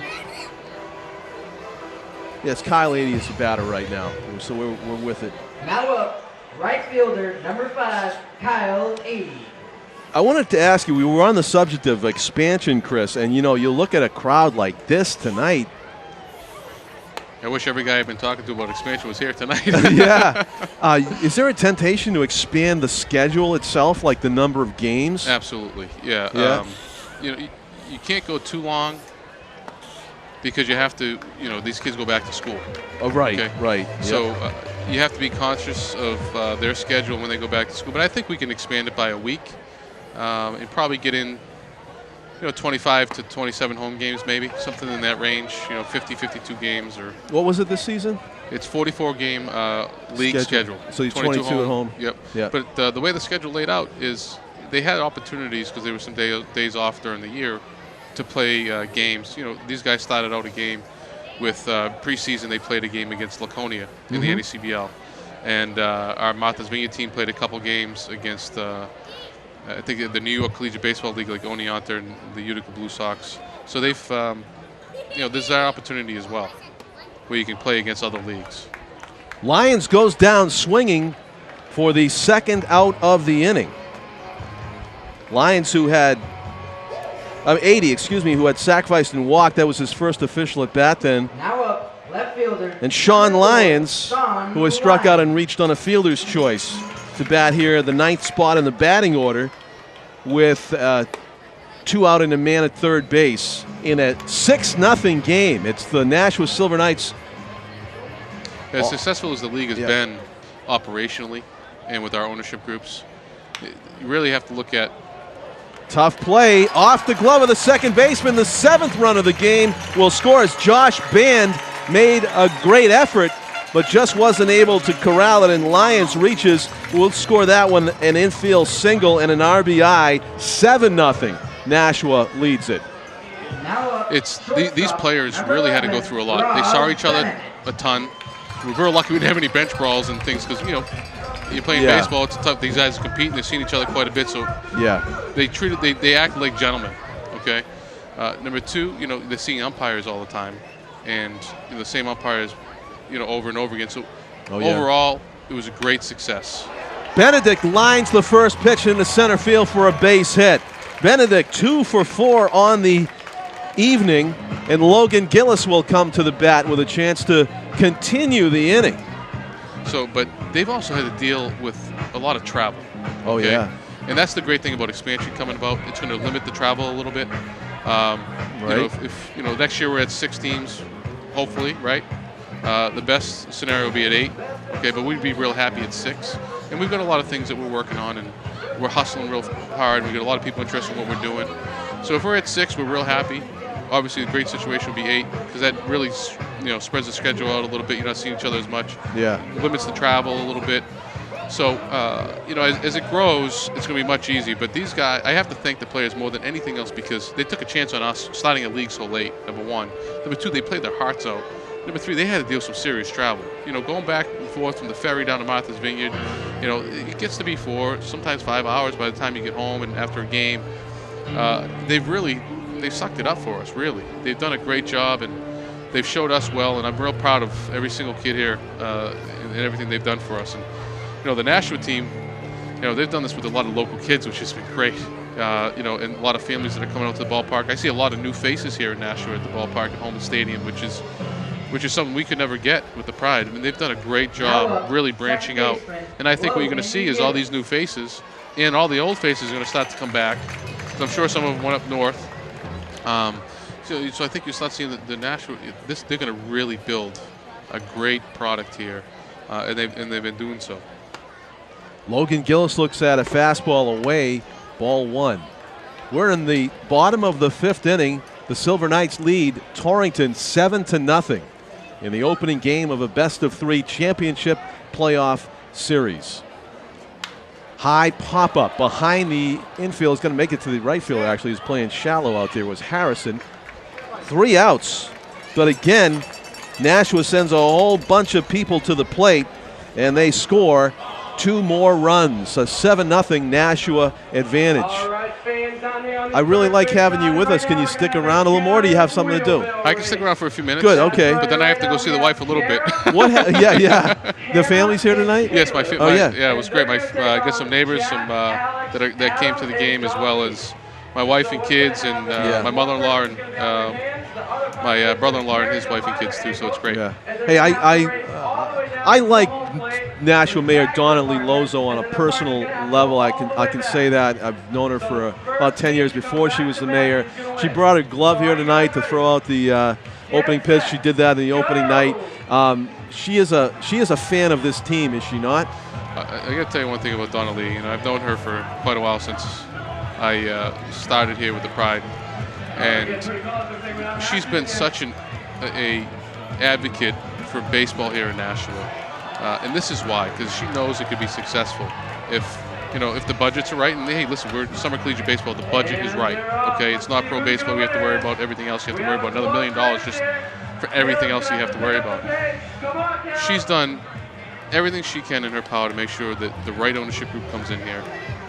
And she's got, with Nick Caggiano and his entire crew, Scott Painter, who makes sure this place looks the way it does.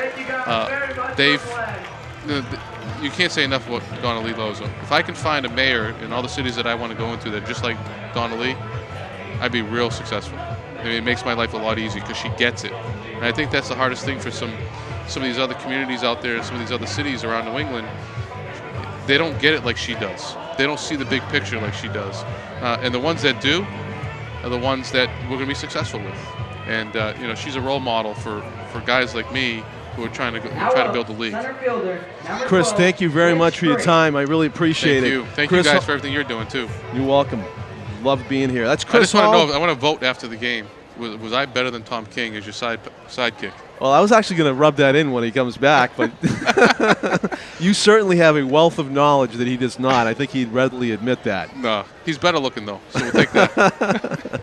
Great job. Chris Hall, the league commissioner of the Futures Collegiate Baseball League. That was an enjoyable talk with him during what is still an exciting game, especially if you're a hometown Nashua Silver Knights fan, watching your team open the playoffs up 7-0 here into the top of the 6th inning. So it's Torrington trying to make a dent in Eric Perrault, the starting pitcher, grounded to the first base side foul. Leading off the inning is the top of the order for Torrington, Rich Grafe, the center fielder, number 12 so far tonight, has blooped one to the shortstop and struck out. Top of the order up here for Torrington, third time through against Perrault. The pitch is line to center, base hit. Doing his job is Grafe as he gets aboard to begin things here in the 6th. A little bit of a jam job there, but he managed to hit it square enough to get it to center field. And that applause, Tom King, you can say why right now for Eric Perrault here. Well, Perrault showed why he deserved both the awards he got pre-game by taking a no-hitter into the 6th inning. Sure enough, Chris Hall uses my headset and he screws it up. I should have known better. Our first hit of the game for Torrington comes in the 6th inning against Perrault. And it's the leadoff batter in the order that did it. Number 2 hitter up there now is Cole Harrison, trying to keep a rally or generate a rally here for the Titans. Body language there by Harrison was, I was looking for a first pitch fastball, I got it, and I still couldn't square it up. He fouled it back to the screen. 0-1. Now he's at the mercy of Perrault's repertoire. Conservative lead off of first for Grafe, not going anywhere, down 7. As the foul ball goes up over our heads to the luxury boxes. Chris Hall asked me if he was better in that seat than you. And I said, You have a wealth of knowledge that Tom King doesn't have, and I think he'd readily admit that about the league. Right, oh, sure. And I would have responded that Chris Hall would have loved to have seen a crowd like this when he was the general manager of the National Pride. He made that pretty clear, you know. I asked him what they've done right. He said there's pretty much nothing they haven't done to fill these seats, and I think the Pride did. Amount of credit. I think the Pride did a lot of the same things. I just think the response was different. Yeah. You know, I think they put on promotional stuff and everything else, but people have taken to this more for some reason. I think the entertainment value. I think the dollar drink nights, the fireworks. Pride did fireworks on Fridays, and they hit hard. There we go, Jacobs. Again. Let's see. Goes to run it down again. He makes the catch in deep left center field. And that's going to be another double play. Oh, how can you doubt him? As it's going to be the same thing all over again. An 8-4-3 double play, the second in the game, Tom. 8-4-3 twice in the same game, in the same spot. How can you, if you're a Torrington base runner, doubt the fact that he's going to make that play again? I don't know. See it once. Unbelievable. See it twice. Incredible. For lack of another word. Yeah, it is.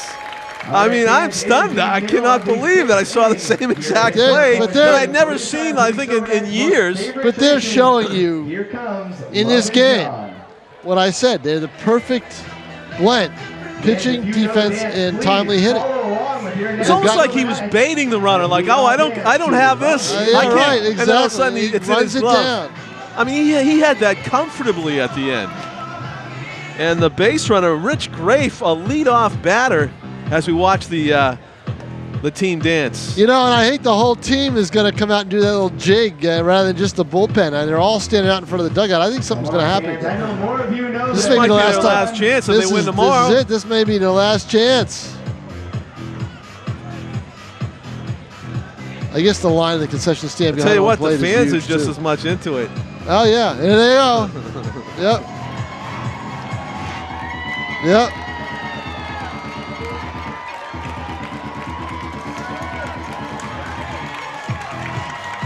Warming it up, Jake Henderson, number 22.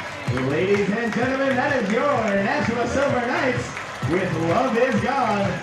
This is our newest and most favorite tradition here at historic Holman Stadium. Fans, if you I'll have to mark that one down for next year. Work out the players that they bring in next season. I would imagine there's probably going to be at least a dozen, maybe more, brought back for next year, and the rest of the leave spots open and try to sign players during the course of the year. And you do sign these collegiate players to commitments. Was dozen about half the roster? Would that be? It's about, I would say about half the roster. Yeah. Bobby Chatfield. And that's it for McCullough. You got to give McCullough credit. He gamed it after he got knocked around, but he clearly was not the same pitcher after he got hit. Clearly, after he took the ball in the shin. Right. He struggled.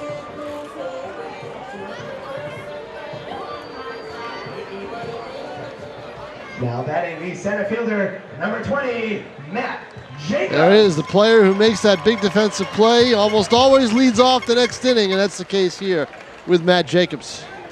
Jacobs has been having a great night. He's walked and singled. He's been having a great season. He's a low-key guy when you talk to him. But boy, he does it all on the field. These UMass Lowell players, and the reason, a lot of the reasons they were found were that was the Spinners were right there in Lasher Park, who operate this team. They're able to give you they say, hey, we're going to have a team in Nashua. Start thinking about who you might want to send up here. We could use some of your players. And they play at the Lasher UMass Lowell, right? So they're right there. I mean, it's right on the campus of UMass Lowell. So, they tabbed Katsarubis, Jacobs, not Perrault, but Fisher, who went undefeated this year with a 1.53 ERA, second in the league to McCullough's 1.24, and Sanborn, the first baseman. The 3-1 pitch to Jacobs hits the outside upper outer corner. That's been a strike most of the night. And so he will come back and face the 3-2 pitch.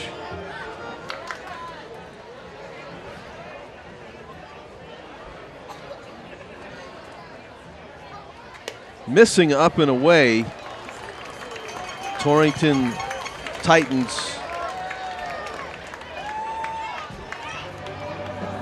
pitcher Bobby Chatfield's listed as a right-hander in our. UMass Hole number 35. Is he really? Sanborn.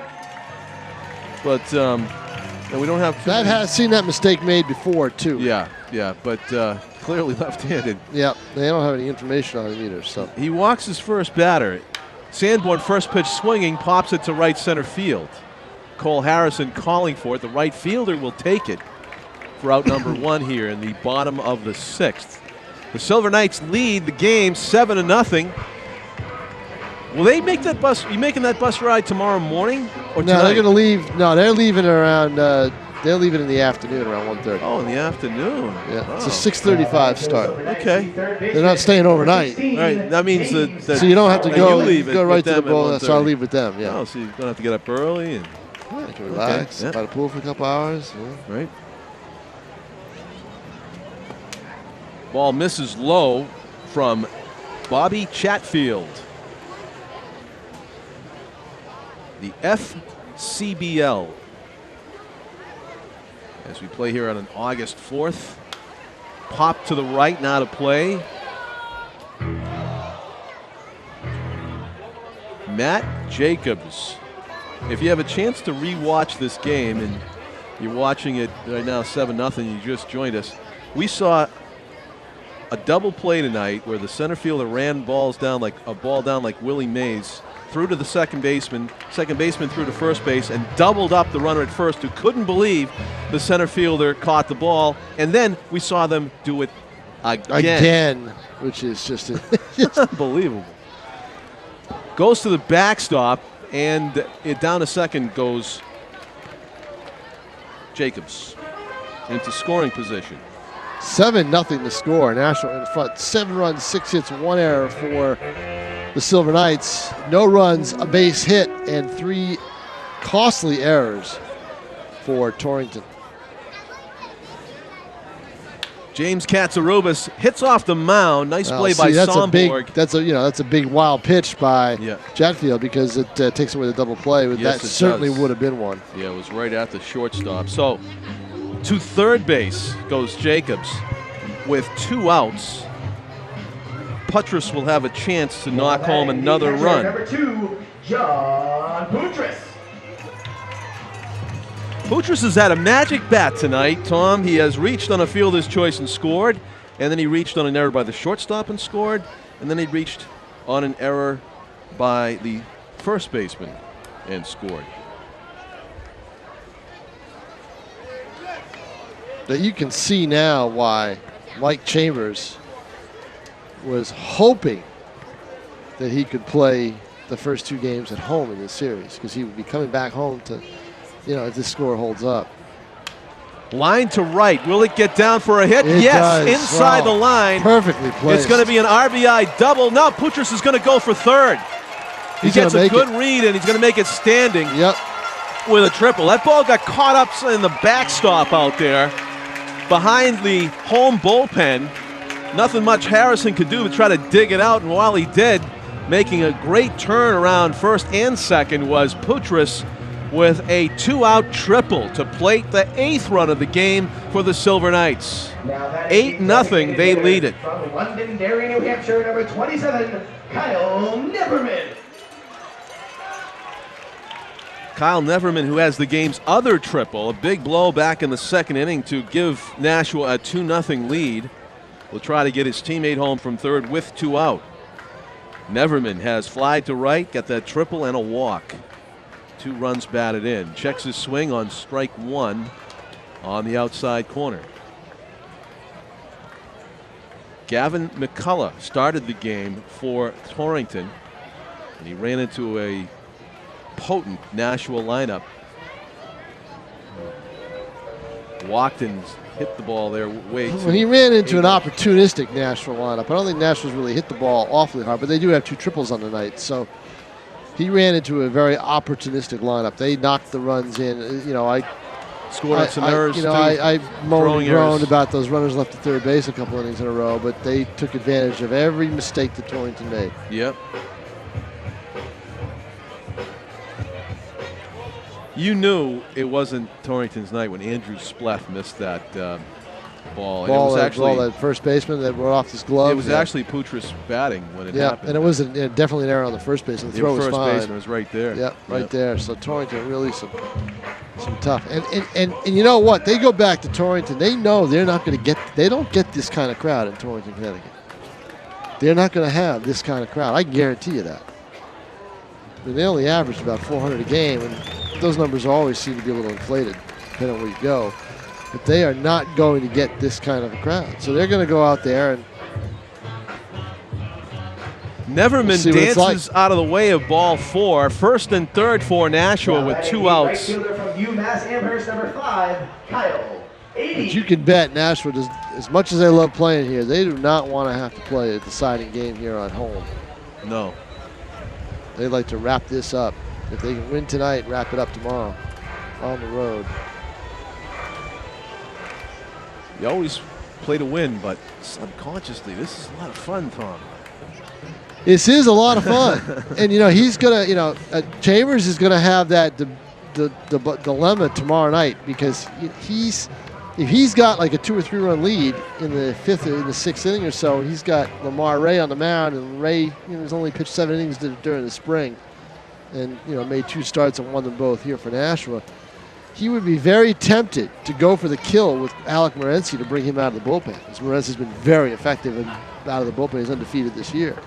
80 goes for the kill on that high fastball. But then he's got to wonder who can he throw out there in game 3 if he has to. So those are some of the things if you look ahead. So he's going to go one game at a time and play to win that one game. And that's going to be tomorrow night if he can finish this one out. 8-0 Nashua lead. You have every reason to think that Perrault will be able to go the distance. Probably won't use Dylan Mackey. Home plate umpire gets a new set of baseballs as that foul goes off to the left off the bat of Kyle 80. The 2-2 pitch is on the way. Fisted towards second. Back to get it. Josh Band backpedaling and makes the catch. 3 outs, but not before Nashua plates yet another run. And they are ahead 8-0 as we move into the last third of the game. The 7th inning upcoming here. Top of the 7th for the Torrington Titans. Time for Dizzy Bat. And for this contest, we have Josh taking on Adam, who's going to take on Derek. Well, Chris Hall came on earlier in the evening. I'm sure you talked about, or an inning or so ago, he talked about what the plans might be for next year in terms of the league. We asked him about the expansion. They've got Leominster, Fitchburg, and talked about that. Love to know. I think it's going to be difficult to add to get to the number 8 for next year. I think they're going to have to go conservatively and go with one more team and go 6. That's my guess as to what will happen. And that's what he indicated. They'd like the to go 8, but they'll be okay with 6. They'll be okay with 6, and I think that's more of a realistic situation. I also asked him, based on the success we're looking at here tonight, is there a temptation to expand the schedule itself and add some dates? And he said there is a want to do that on the part of the league. Just a few games. I would say it would only be a handful because you can't. I think he said he wanted to go from 44 to 48. That's a possibility. Yeah. He played 3 makeup games this week. He would go into the first week of August. Right. There's not too much, as he pointed out, there's not too much wiggle room on either side what these guys do back at school. There really isn't where these guys do back at school. And here at Holman, you've got high school tournaments booked through the first week in June and into the second week. In fact, they had to play in the middle of the tournament here to get a couple of dates. And, the June 11th was the opener. And, they also have to squeeze in tomorrow, Saturday night's possible game 3 in the middle of an AAU tournament that's being played here. So. Right. Torrington third baseman Kyle Murphy gets the leadoff duty here in the top of the 7th. Kyle Murphy. Murphy's only been up twice tonight. Tribute to Eric Perrault's great pitching. He had a no-hitter going into the previous inning when he let up 1 single. And that runner, Rich Grafe, ended up getting doubled up. So I believe Perrault's faced the minimum number of batters, Tom. Is that true? Or maybe 1 or 2 over? Well, with those double plays, it would be the minimum, I think. Feels like it. Although I see that he faced He faced 5 and 4 in the 3rd and 4th innings. Okay. That's 9 he faced then. Oh, because he's just 3 over then. Yep. Yeah. The minimum. Ooh, chin music. And a 3-1 count. 8-0 Nashua leads at 8 runs, 7 hits, 1 error for the Silver Knights. No runs, base hit, 3 costly errors for Torrington. Game 1 of the FCBL finals. You're watching it on Nashua's ETV. Murphy had a pretty good hack, but it was in on his hand, so he fouls it back to the screen. Inside out swing. I just had the image of Derek Jeter pop into my head again. He got another 5-hit night yesterday. Baseball's a funny game. You know, go like few years without getting 5 hits, and then he gets 5 hits like within a week of each other. And leadoff walk to Kyle Murphy to begin it in the 7th. The rehab from the injury and the removal of the pressure of the 3,000 hits has done wonders for his 2011 season. Strike on the outside corner. Those 2 batting lineups are just unbelievable. And, you know, it's going to be some interesting clash, the Red Sox and Yankees, as we go into the later stages of that Major League Baseball season. I think the Red Sox have the advantage. I'll tell you why. Fouled off to the left. It's 0-2 on Josh Band. He's having a good offense, but they don't have high average. They don't have the high average hitters the Red Sox have. You know, and Teixeira is driving in runs, but he's hitting only 250, which is uncharacteristic of him. And the Yankees don't have Rodriguez in the lineup. He's off playing poker somewhere. So, oh boy, that's a whole hornet's nest, huh? Mess, huh? Yeah. As only A-Rod can get himself into by not even being on the field.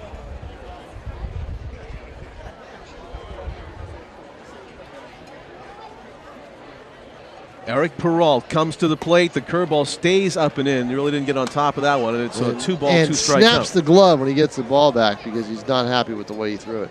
2-2 the count, as John said. Band is lined out to left and popped out to the third baseman. He's gone the other way twice. Strike 3 call. That was just a brilliant pitch, and Band thought it was unhittable. I don't think he had much problem with the strike call. He got frozen. I have Perrault for 9. What do you have him for? 6, 7, 8. 8, so I'm 1 off. Where am I off? Wait a minute, you could be right. 1, 2, 3, 4, 5, 6, 7, 8, 9. 9 is right. 9 is right. Okay. Yep.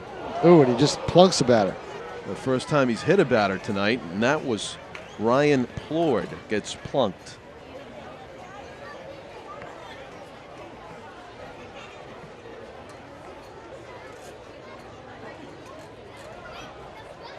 He struck out a batter, at least one batter in every inning. There's 2 strikeouts in a few of the innings. Game 2 is scheduled tomorrow night at Torrington, Connecticut, 6:35 start. It'll be Lamar Ray for Nashua against possibly Kevin Bartlett for Torrington. Look out. Ooh, that one's just, those are the ones, the dangerous, that just get barely over that netting. Yeah. In the case that we need to play a 3rd game, we will be hosting that game this Saturday at 7:05 p.m. Foul back to the screen. Perrault coming right after the batter, Matt O'Neill, who is...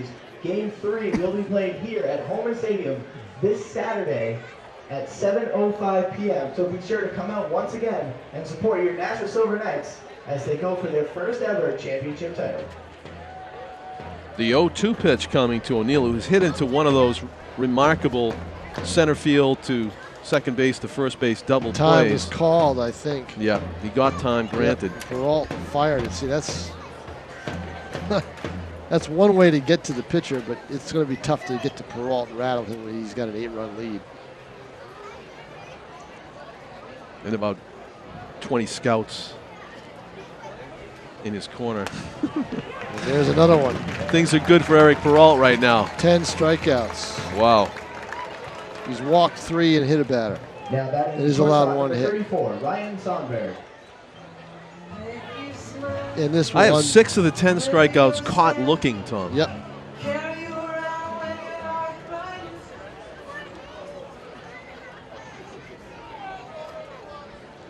Sonberg gets plunked. That sounded like it might have got some ankle. Left leg, lower left See, leg. that comes from Perrault overthrowing that fastball. That's the one mistake that he makes, and he'll solve that after he gets more pitching time. But boy, you got Sonberg on the ground. Not a good night for Torrington. Ouch. Yeah, everybody deals with pain differently. But the way that ball hit him, I wouldn't be surprised if he's not able to continue walk at this point. And a walk and 2 hit batsmen load the bases, and this is all Eric Perrault's doing. Here in the top of the 7th, an 8-0 lead for Nashua as they tend to Sonberg, who got hit somewhere in the leg. And he's up, and he'll probably stay in the game. Greg Hunt has made more trips out to see injured players.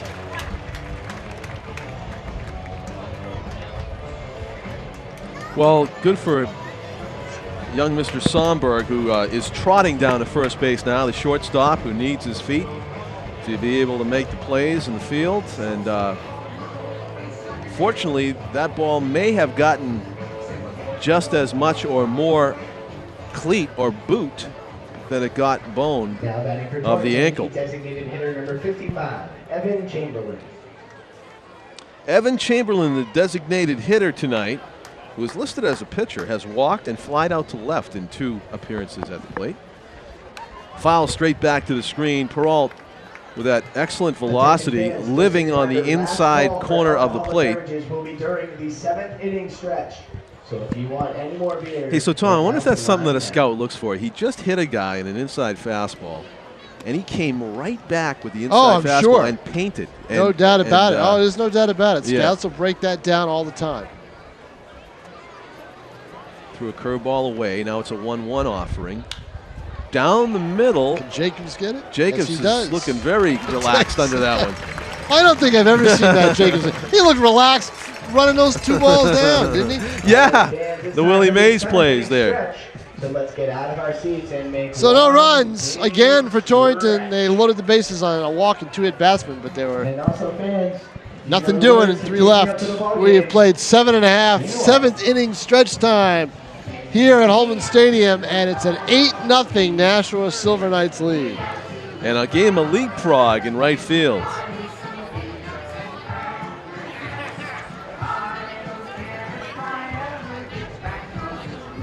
See if Nick Caggiano, the Department of Public Works head, wants to come over. Good job. Yeah, Vic Caggiano. Nick Caggiano. Nick.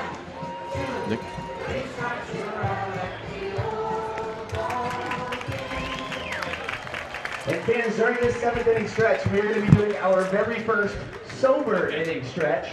And what that means is, for the remainder of tonight's game, waters will be $1. No commercial breaks on Nashua ATV, Nick. Nick Caggiano, the Nashua Public Works Director, is with us. You can correct me. Superintendent. Parks and Rec Superintendent. Parks and Rec Superintendent. Move it like Bernie. Nick, nice job on the field. Thanks. We have a good crew. And who is in the crew? The foreman is Bob Genest. And then we have 3 groundsmen. Yeah. Rob Soares, Dave LeBlanc, and Monty Ferrer. I know Dave LeBlanc. It's a year-round thing, right? You guys just don't pack it all in the wintertime, or do you? It's year-round. Yeah. What kinds of things do you do here that you have to do as far as maybe something in the off season to ensure that the field is still in nice shape? Yeah, we have a complete agronomic program where we like that word, agronomic. Fertilize. Is that a real word? It's a real word. It's a real word. Fertilize, overseed. Yeah. We have an aeration process. The next couple weeks, we'll actually be removing the sod along the wings from first to third. Yeah.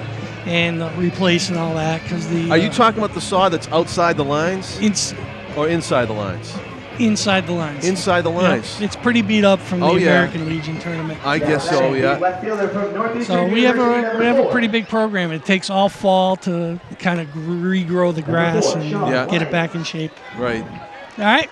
Hey, are you a baseball fan? A little bit. You do? Okay, Yep. so I know you spent a lot of time here. I was wondering if that was a factor for you.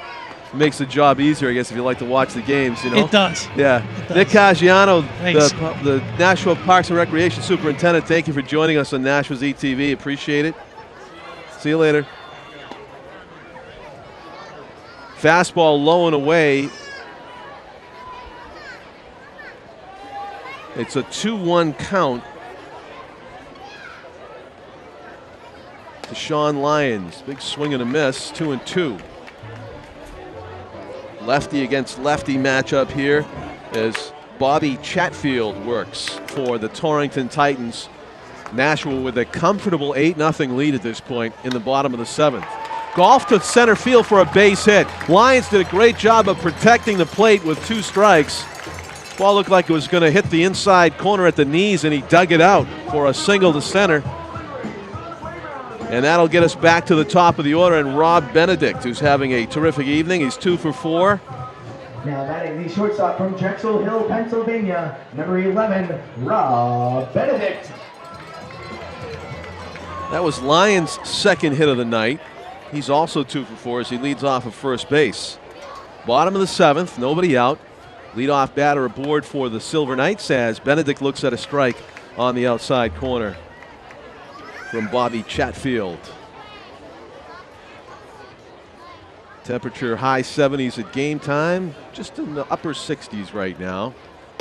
As we got we've had an agronomic lesson this evening about field preparation and groundskeeping, and we've also had a meteorologic explanation from Tom King about we're at basement level here at Holman Stadium, he says, and that affects the temperature. If you get, say, 70 degrees in Nashua from the internet, Tom claims it's automatically a few degrees cooler here at basement level on the field at Holman Stadium, which would put us in the upper 60s. Chatfield throws over to first base to Andrew Spleth, trying to keep Sean Lyons close. You would think 8 runs is way too much to be stealing, but it is a playoff game. Benedict's going to foul this one off the roof of the concession building. 2 balls and 2 strikes on the Silver Knights shortstop, Rob Benedict.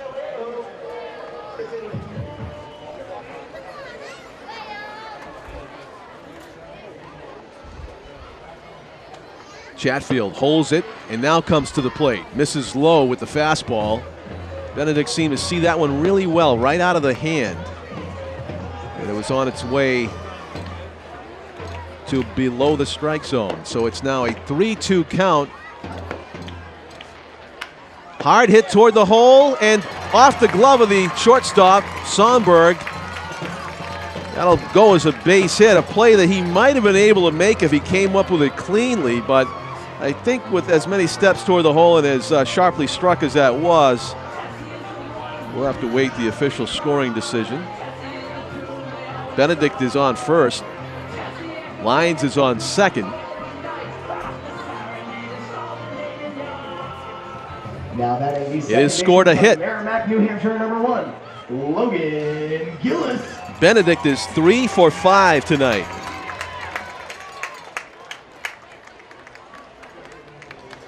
So the first 2 batters of the inning are aboard by way of a single, and Logan Gillis batting with runners on first and second and nobody out for the league's leading hitter, who picked up a trophy as the batting title winner of the Futures Collegiate Baseball League before the start of the game.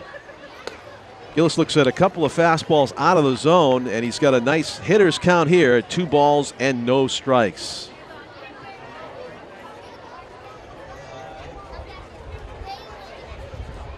Chatfield's pitch just below the knees. Gillis looked like he was about to take a hack there on 2-0, but he picked up the fact it was not in the prime hitting zone, and now it's 3-0. Let's see if he gives himself the green light. Strike on the outside corner as Gillis had taken 1 step out of the box toward first base, but we've seen that pitch consistently called a strike tonight.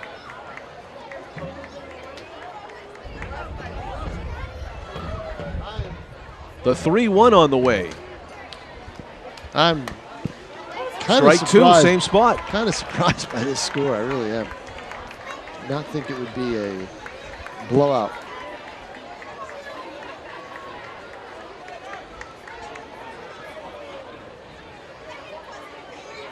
Fouled off to the right and out of play, as Gillis was not about to let 3 fastballs go by him in the same spot there in the zone, just above the knees, outside corner. Chatfield showing some good control here against the Silver Knights' best hitter. The 3-2 on the way, bluffed to second base. It looked like Lyons had a huge lead, but he was very wary of the shortstop Somberg sneaking in behind him, and it wasn't as big a lead as it looked. The 3-2 pitch. Popped foul again. A good job of Gillis of not taking a pitch that was too close to take and spoiling it. Might have been an inch outside, but he did not leave it up to the umpire to decide. And it's a 3-2 pitch. As we hear the opening refrain of "Remember the Name," Logan Gillis. Fouled off the top of the rope with a screen, and again, pitcher and batter battling here, not giving in either one. Now Gillis desperate to get on base because he's been on base once tonight with a walk, but he wants that Logan Gillis hard hit ball. He lined out hard to center field back in the first inning. The 3-2 goes right to the backstop. He'll take the walk. Yeah, and that's not going to be a wild pitch or pass ball because the net effect is the same. And I think Chatfield's the sacrificial lamb. Well, I don't know. Maybe he's not the sacrificial lamb here. Greg Hunt goes out to the mound to talk to his pitcher, knowing he's got bases loaded, nobody out in an 8-0 game. He has a right-hander working out of the bullpen, and he's going to go to him with Jacobs coming up. So Gillis walked to load the bases with nobody out, and the 3-hole batter in the order, Matt Jacobs, getting the hit with the bases full and nobody out, and that will bring a pitching change. Jordan Shiner out of Colby Sawyer, so he's used to the New Hampshire setting. Shiner 0-0 with a 4.2 earned run average. He's thrown 15 innings this summer. So Shiner comes in, and looks like he's going to be a lollipop type pitcher. Let's see. He's got it. Knuckleballer, John. Does it look like it? Yeah, it does. It looks like he's throwing it with a little pace on it, but it looks like a knuckleball. It looks like a knuckleball. Attention fans, now on the mound for Torrington. Yep. That one's definitely fluttered. Fluttered and go to the inside on the left and right-handed hitters. Yep. So knuckleballer Jordan Shiner.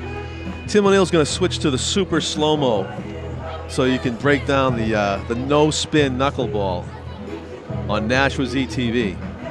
Oh, that switch is not working tonight for some reason, but you can see it. I tell you, with the naked eye on the screen. The way this Silver Knight team hits. Yeah, you can see the grip I haven't right there. seen Shiner pitch all year, but I would certainly be tempted to throw a knuckleballer at them in Game 2 of a championship series when they haven't seen one all season long, wouldn't you? You think it's possible that if he gets out of this jam, he'll come back with him tomorrow night? I wonder. Maybe take him out of the game after if he's able to get. Let's put it this way: if he's able to come in here with the 3, 4, 5 hitters due up, bases loaded and nobody out, and press, he might get the call tomorrow. This is an audition for the knuckleballer. I wonder. Jordan Shiner. You know, I really wonder. The day after Tim Wakefield, at 45 years old, the knuckleballer for the Red Sox went for his 200th victory last night. Didn't get it because it was tied 3-3 into the 9th inning when Ellsbury won it with another walk-off. But sure is. Total opposite of what happened last year with him. Total opposite. Wow. You got to be healthy when you play baseball. You got to be healthy to play anything, you know. Well, you can win you can win the U.S. Open with a busted knee. People were questioning his health all last year in terms of what's wrong with this guy. Why can't he play? Knuckleball floats over the plate for strike one. I'm telling you, I like this kid. I like what I see already. Well, how else are you going to stay entertained in an 8-0 game, Pencil right? him in for Game 2. Oh, on the basis of one pitch. Pencil him in. Pitching coach Tom King. Pop foul to the right. That also looked difficult to hit. Jacobs had a nice hack at it. They're not going to hit him. Oh, that's a bold prediction. I know. Isn't one of them going to flatten out and one of these guys going to launch? Maybe. We'll see. Maybe. You're talking about some heavy hitters here. Jacobs, Sanborn, and Katsarubis due up against the knuckleballer, Jordan Shiner. Ooh, boy, that just stayed above the zone. You could definitely see it moving all over the place on the way to the plate. This is great. Shiner's got some talented knuckles there. The 1-2 on the way. Pop up right side, and it's going to be playable for somebody. Oh, no. Is it going to drop? Catch made. A slide. Catch. Throw to third base. And not in time. I'll tell you what, he should have came home with it because he had a better angle, but a terrific catch made out there. You know what? That's going to go as a sacrifice fly. It only went about 120 feet, but it's a sac fly and a beautiful sliding catch by Josh Band. And a heads-up play there by Lyons to score. I really don't understand why you throw to third base on that play. I mean, don't either. You got a much shorter distance and a better angle to come home with it. I don't think he would have gotten it home, though, John. Again, uncomfortable swing. Sanborn sends it down into the umbrellas in the concession area, and it's an 0-1 count as the knuckleballer comes in. I will see Mr. Shiner in this series again at some point. Well, bad luck for him that he lets up a run on the sac fly there. It wasn't charged to him, but that's hammered to left. It's high. It's deep. Is it a grand slam for Mark Sanborn? Yes, it is. Well, it was a nice thought, Walt. It's a three-run homer. A three-run homer for Mark Sanborn as he tagged that high knuckleball and sent it out of here. It is an 11-0 Nashua Silver Knights lead, and there is the drawback of the knuckleball. 12-0 lead, John. 12-0, excuse me. Three-run home run. Waited till Sanborn crossed the plate to throw that up there. Three-run homer. Wow. Three-run home run. First base was empty when he struck it. Boy. Wow. Some crooked numbers on the board for the Nashua Silver Knights tonight. There's only one out here in the 7th inning, and Katsarubis now batting with a clean slate. This is when you start to wish the FCBL had a 10-run rule. Yeah. 12-0. I'm sure Greg Hunt would feel that way. Well, I guess now we know why Mr. Shiner is. What are you talking about? He's getting the start tomorrow night, isn't he? No, I'd tell you. I would have said, hey, if he could get out of this. But that knuckleball, as you said, flattened out, it hung, and Sanborn was all over it. Sanborn turned it into home run derby there. Yep. It was a nice thought while it lasted. Yeah. A 3-1 pitch on the way to Katsarubis. Swings through it. 3-2.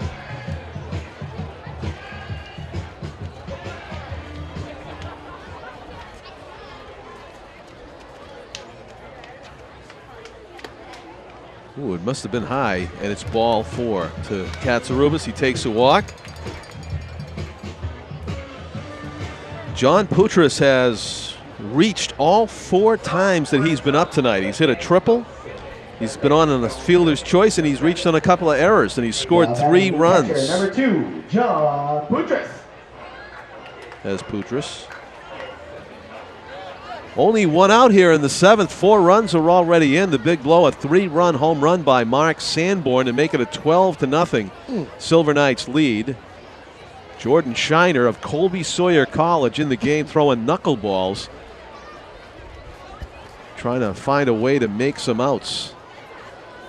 Or get some outs. That one floats above the zone again. Right over the heart of the plate, but high. That pitch to Sanborn, that might have been a borderline strike. It was definitely up. And he hammered it. That one's in there. That was a fastball I think he mixed in. Well, Torrington needs outs because they have a long bus ride to take tonight and they want to get home. I guarantee you that. That one floats up and away, and it's 3-1. to John Putras, the Northeastern University catcher. Did John play his way into the starting lineup, Tom, since the start of the season? Yes, there were 3 catchers going for it. Shepard, Gusovsky, and Putras. Putras won the job. Fouls that one to the screen. And we'll go to 3 balls and 2 strikes now. Katsarubis walked after the 3-run home run by Sanborn. He's at first base.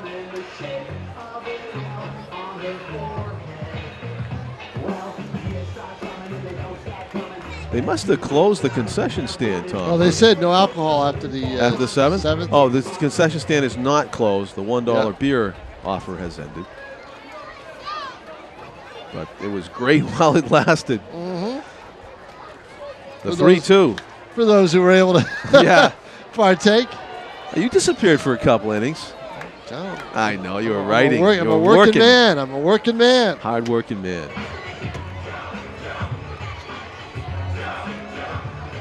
Week from tonight, I'll be at Gillette Stadium. As football has returned. They got it done, the NFL lockout. Now, that was no surprise that they'd get it done. Too much money off the table. The team that I don't think, the sport that I don't think would get it done would be the NBA. Torrington's able to turn the 5-4-3 double play. Nicely started by the third baseman, Kyle Murphy, to Band to Spleth. And that is the third out, second and third outs of the 7th. 4 more runs for the Nashua Silver Knights. A 3-run homer by Mark Sanborn mixed in. We go to the top of the 8th, 12-0, an even dozen. The Silver Knights lead this opening game of the best-of-3 championship playoff series. Nashua versus the Torrington Titans.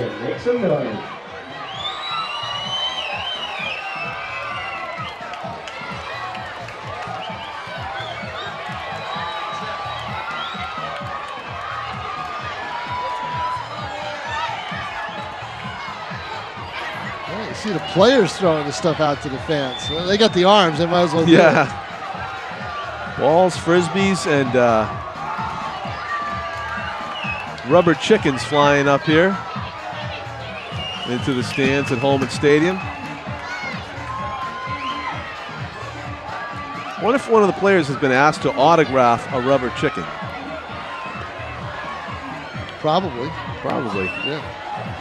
Ever autographed a rubber chicken before? I would, if they asked me.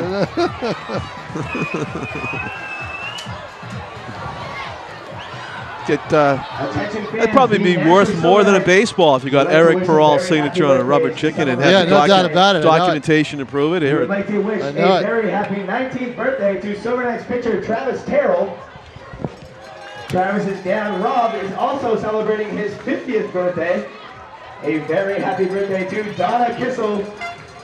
And ladies and gentlemen, our on-field announcer and intern, Matt, is here celebrating his 21st They just mentioned 50th birthday for somebody here at Holman Stadium. I believe it is our president's 50th birthday today as we tape this.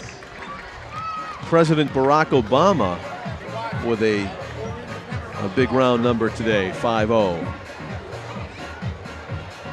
And, you know, being that Barack Obama is from Hawaii, I guess it's Hawaii 5-0 tonight for our president. Now that is the center fielder number 12. I'm going to actually, Tim, because Tom missed that, I'm actually going to repeat that, so we'll get his reaction, right?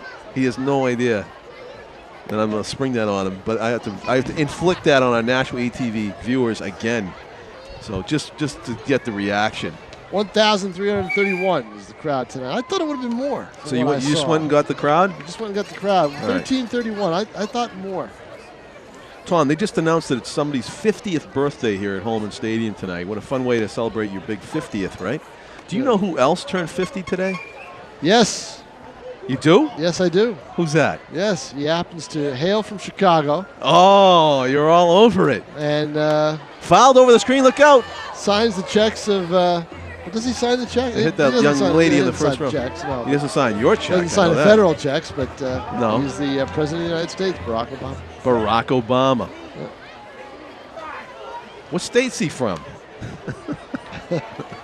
What state's he from? You said Chicago. Isn't he from a state?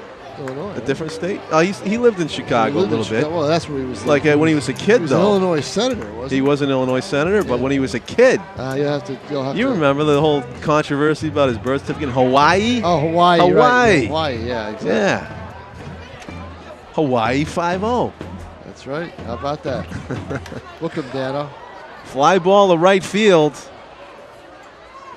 Easy play for Lions. 1 up, 1 down in the Torrington 8th. Again, I think you're going to see, because this is his last start. Potentially, I mean, definitely his last start of the year. They're not going to throw him out there. It's going to be Eric Perrault. Although maybe they might want to have him exit to a curtain call. I don't know. But Chambers is coming out. Maybe he hurt himself. There was nobody warming up, was No. there? Here he comes out of the game. Yep. So a big hand. Travis Terrell has come in. Yep. So there was somebody warming up. Check out this standing ovation for Eric Perrault, including his own teammates. Perrault waving to the crowd. 7 1/3. 1 hit, 10 Ks, 3 walks, 1 hit batsman, no earned runs as of yet. No runs. Nobody on base, so he unscathed. Totally.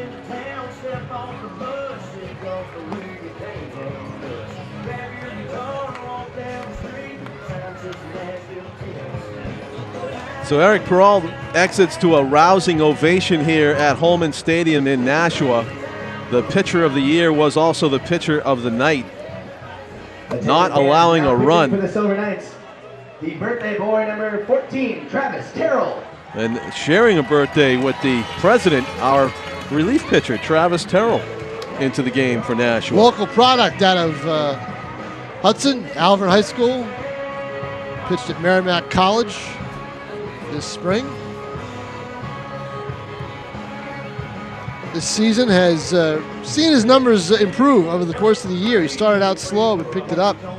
2-1 with a 3.11 earned run average. That ERA was in the 5s back in the middle to the latter part of June, and he's brought it down 2 runs to a 3.11, 2-1 on the year for Travis Terrell, who started the year in the rotation and then was moved to the bullpen, where he was proved to be very much more effective.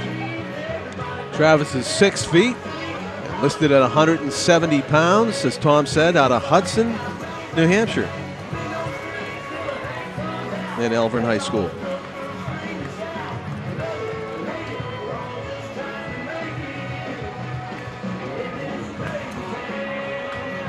So it's going to be interesting tomorrow night with Lamar Ray on the mound in Torrington. Ray only pitched 7 innings Number 23, Cole Harrison. in the spring for Merrimack College, and the first night he was here, they taught him how to throw the changeup, and he used it right away and was effective with it that night. So a very quick learner on the mound. Chambers is amazed that somebody who hasn't thrown that many innings has been that effective on the mound. 1 pitch, actually 2 pitches to Cole Harrison. He grounds out to the right side, Mark Sanborn, and there are 2 outs here in the 8th inning. So into the game, Travis Terrell gets the first batter he faces. Now batting first baseman number 25, Andrew Splett. Andrew Spleth has struck out, walked, and hit into one of those remarkable center field double plays where Matt Jacobs ran down a fly ball with his back to the infield and then threw to first to double up the runner. First pitch swinging, not letting go of the mask is Futures. Is that Futures? Yeah, Number 3. Futures with a catch. Yeah, nice play. 3 outs, and that brings the Nashua Silver Knights up to bat for what may be the last time in their summer league season. If they win tomorrow night, they will be the league champions in this best-of-3 series. So they have a chance to wrap it up on the road tomorrow night. If they do, this will be their last offensive inning here at the top of the bottom of the 8th. As Tom's favorite song makes its way over the public address system at historic Holman Stadium. They even played this at a wedding that I went went to on Saturday. I just can't get away from it. Where was the wedding? Was it in Mass? Gardner, Mass. Gardner, Massachusetts. Yep. The hits you have to take in a relationship. And this is a hit, the timeless one.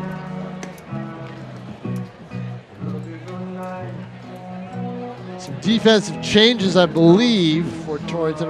No, they've come up with a new pitcher, I think. Yes, they do. They've got, I'd be surprised they throw a position player out there to pitch because they're really short of pitching, John, because they had to use it all during the course of the season. And I'm right, Matt O'Neill, listed as an infielder out of Curry College, is on the mound now for Torrington.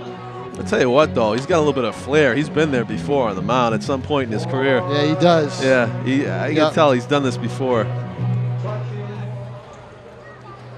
He's not going to blow it past anybody, obviously, but he's got some of the mound presence that you can only get by pitching a lot.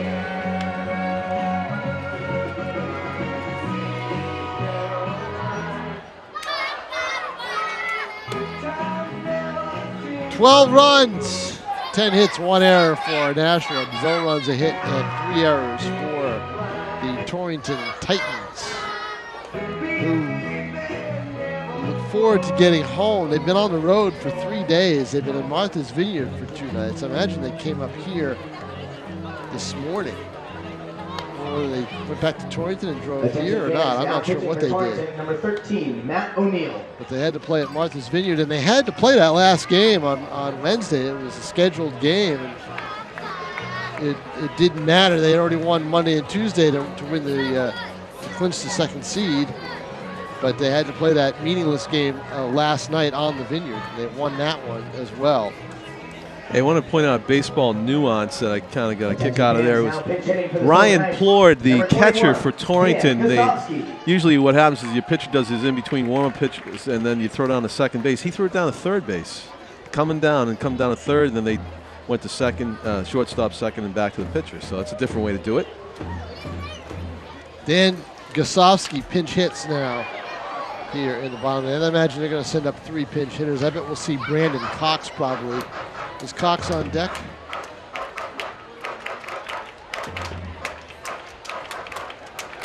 No, Sam August is on deck. So he'll pinch hit. Number 6, Penn State. It's his month. Deserves How to hit. come nobody has the last name July? You know? I knew it dawned January. You knew a January. You knew you know a February? There's an October. I don't know a February. There's a March. There's an April. There's a May. Yep. There's probably a June somewhere. Sure, you're right. Never heard anybody named July. I think that used to be a more common name back in the old days. June.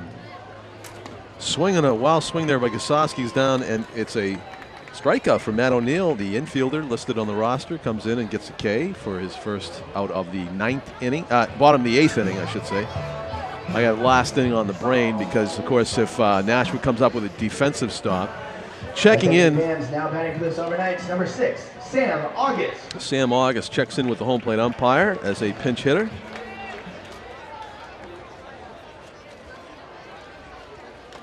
Foul tips one into the mitt of Ryan Plord.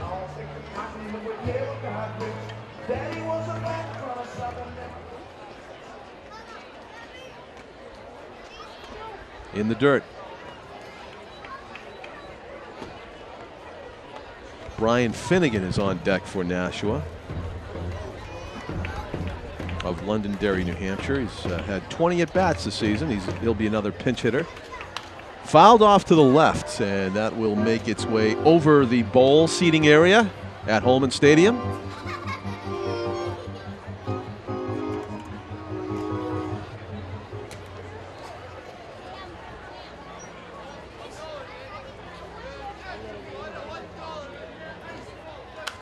Again, fouled off over the bowl into the parking lot here at Holman, where we had a terrific turnout for this playoff game. Of course, not on the schedule at the beginning of the season. $1 beer night, another smash success. Ground ball just fouled past the first base bag. And the count remains 1-2 on Sam August. Officially, Gavin McCullough gave up 7 runs, and only 3 of them were earned. August down on a 1-2 count. Fights it off, and it stays 1-2. August keeping people busy over in the left side of the ballpark. Brian Finnegan out of Londonderry is on deck.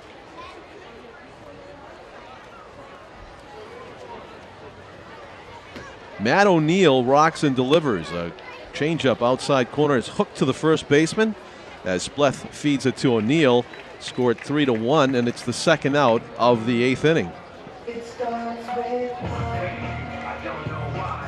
And as Tom said, pinch hitter Brian Finnegan. Now batting for the Silver Knights, number 17, Brian Finnegan.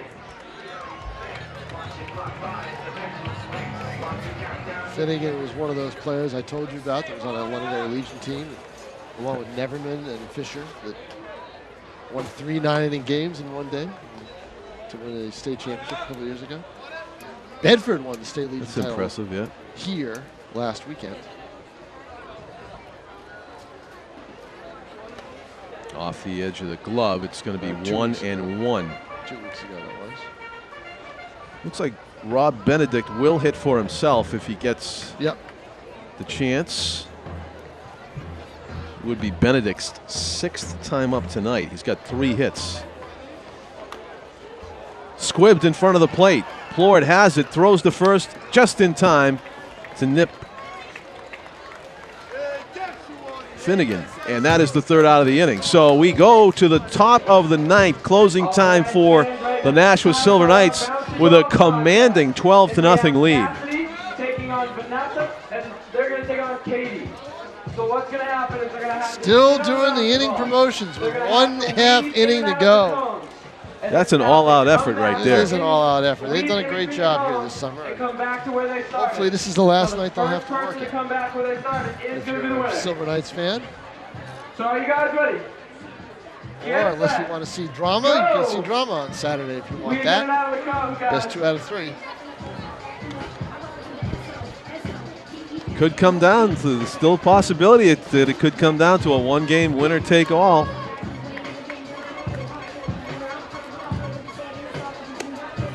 All right, we're going to close right there. Let's see who's going to be the winner.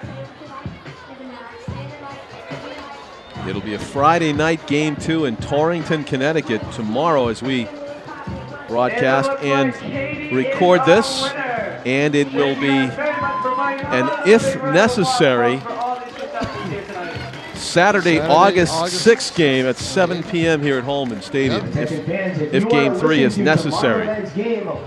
We will be having a live broadcast off of the FCBL website at www.thefuturesleague.com.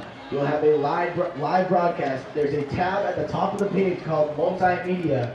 Click on that and then listen live, and you can follow along with your Nashua Silver Knights as they try to win their first ever FCBL championship. Still Terrell on the mound, as I expected it would be. And again, that helps. I'm surprised he didn't give Terrell rather than Jake Henderson, who's one of the higher ERA, 8.02, or Bianchi, one of those pitchers to come in. Now batting third baseman, number 24, Kyle Murphy. Might be one of those young men that you just mentioned out there in the bullpen, Tom. Kyle Murphy will lead it off for Torrington here in the top of the 9th. Looks like Henderson. Let me see. Tom's got the binocs out, Yeah, but our pitcher's not cooperating. That looks like Jake. I can tell by face. Yeah, it looks like Jake Henderson warming up. Terrell throws that one over the plate at the knees. It's 1-1. But if you're an efficient Terrell and get the job done very quickly, then you might be able to bounce back tomorrow night and pitch if he needs to. If the Nashua Silver Knights clinch the Futures Collegiate Baseball League championship tomorrow night, Tom, don't get too comfortable with your days off from Nashua ETV. Do you realize as Murphy laces a base hit to center that next month we will be deep into the fall sports season? Deep into it. We'll be just starting it next month. Yeah, I realize that already. I already got the fall we'll be deep. We'll be leaping into it, I should say. Right exactly. then. It'll already be September. No doubt about it. Base hit there, leading off by Murphy.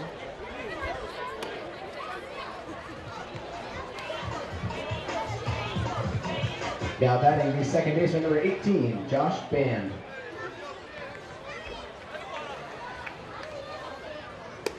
Dan looks at a couple of pitches outside the strike zone, and John Putras wants to talk things over with Travis Terrell.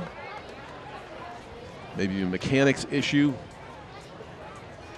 2-0 is the count. 12-0 is the score. As you look at the scoreboard left, it's just crooked numbers all across the bottom. Oh, my goodness. Only 2 hits for Torrington. You just saw one of them. A base hit to center, as Eric Perrault was working on a no-hitter until he gave up a single to Rich Grafe in the 6th inning. And that was the only hit that Eric Perrault surrendered tonight through 7 1/3 innings. 10 strikeouts for the Silver Knights ace left-hander who has pro scouts drooling. 3-1 is the count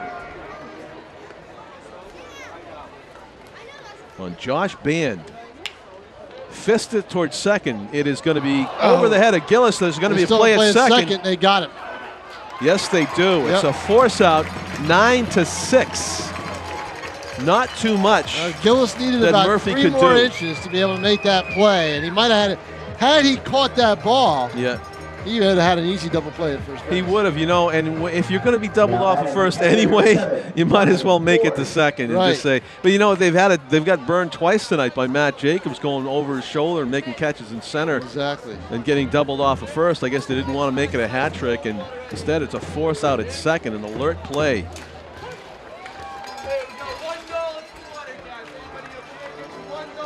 In right field by Kyle 80. 2 outs to go to a 1-0 lead in the FCBL Championship Series. Actually, Tom, that might not be Kyle 80, right? We had some pinch hitters, and I want to give credit to the right fielder there. The right fielder. Looks like it still might be 80. Yeah. 1 out, an 0-1 count. Unless it's August, but can't really tell. It's August 4th, but okay. Well, wait a minute. 80 did come out of the game, didn't he, as a pinch hit for a pinch hitter? Let me see. No, yes, they did. Yep, they did. So it wasn't 80 out there because he was pinch hit for. And he was pinch hit for by August.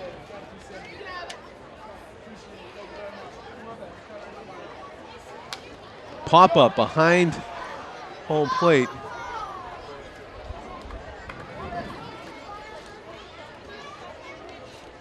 One and 2 is the count. Travis Terrell trying to nail this one down and finish it for Eric Perrault, who pitched 7 1/3 masterful innings. Another pop-up. This time Sanborn has it. He's under it. He makes the catch. 1 to go. No, I know that's not Mark Sanborn. That's not Sanborn. That's right. It wasn't. Although he's pretty tall. He's 6'2". Pat Kopp, number 3. Yep. Now batting the pitcher, number 13, Matt O'Neill. So Matt O'Neill gets to bat. Yeah, well, because O'Neill has basically been he's been a position player most of the season. Strike at the knees. Down to their last out, Torrington, Connecticut. Second place team out of 4 in the Futures Collegiate Baseball League, making the playoffs against this first place Nashua Silver Knights team.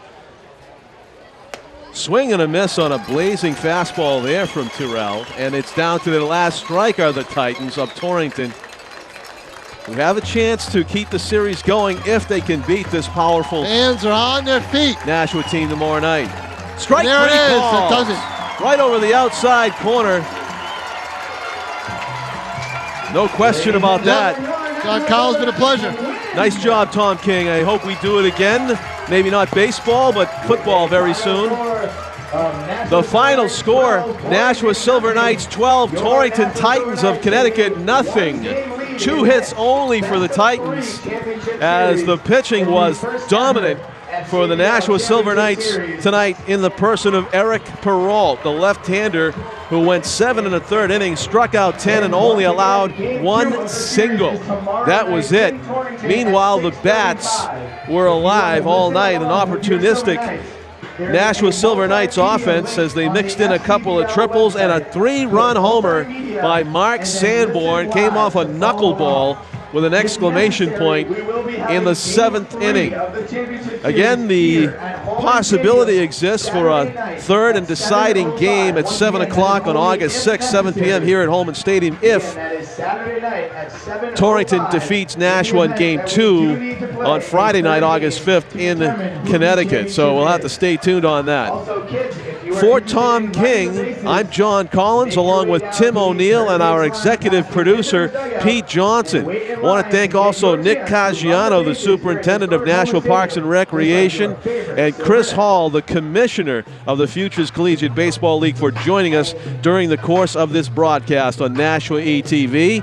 As you see the picture there, that tells the story. 12-0, an even dozen, a dominant victory in Game 1 of the Futures Collegiate Baseball League Championship Series for the Nashua Silver Knights in the books. I want to thank you all for watching Nashua's ETV, and good night from historic Holman Stadium, everybody.